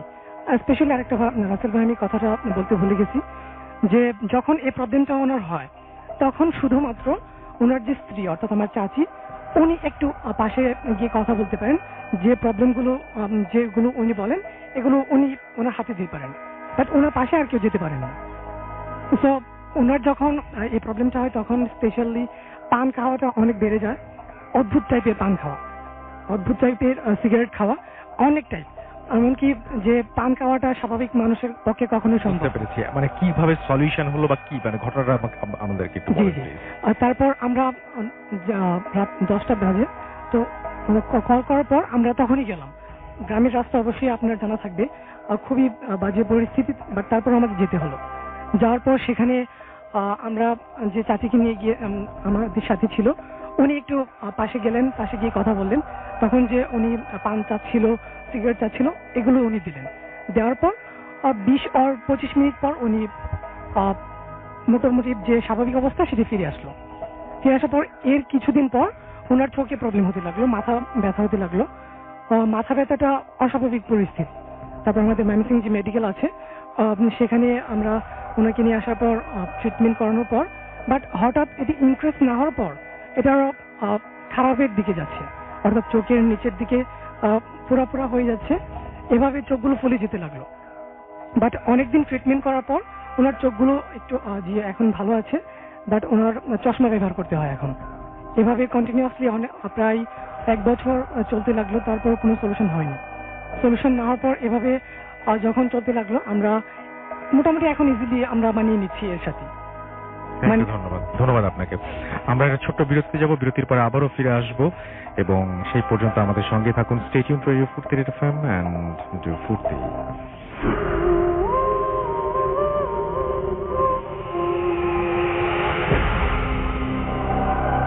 The night comes alive with Gramin Phone. You're listening to Radio Food Terror FM. ঘড়িতে সময় রাত 1:52 অর্থাৎ বুঝতেই পারছেন আমাদের হাতে আর সময় নেই। কমেন্ট পড়ার ইচ্ছা ছিল, বাট এখন আর সেটা সম্ভব হচ্ছে না। আজকের মতো আমাদের এখানে বিদায় নিতে হচ্ছে। কথা হবে আবারও আগামী শুক্রবারে। সেই পর্যন্ত আপনাদের ইমেইলের অপেক্ষায় থাকবো। আপনাদের ইমেল অ্যাড্রেস তো জানিয়ে দিয়েছি, তারপরেও আরো একবার জানিয়ে দিই। আমাদের ইমেল অ্যাড্রেস হচ্ছে foodfm@radiofurti.fm, which is BHWTFM@radioforti.fm। আপনার নাম, ঠিকানা এবং ফোন নাম্বার সহ আপনার জীবনে ঘটে যাওয়া বা আপনার জানা সেরা ঘটনা লিখে পাঠিয়ে দিন আমাদের কাছে। ঘটনার শুরুতে অবশ্যই উল্লেখ করুন যে ঘটনাটি আপনি স্টুডিওতে এসে শেয়ার করতে চান, নাকি আপনি চান আপনার ঘটনা আমরা পড়ে শোনাই। যারা দেশের বাইরে রয়েছেন তারা সরাসরি অডিও ক্লিপ পাঠাতে পারেন বা লিখেও পাঠাতে পারেন ঘটনাটি।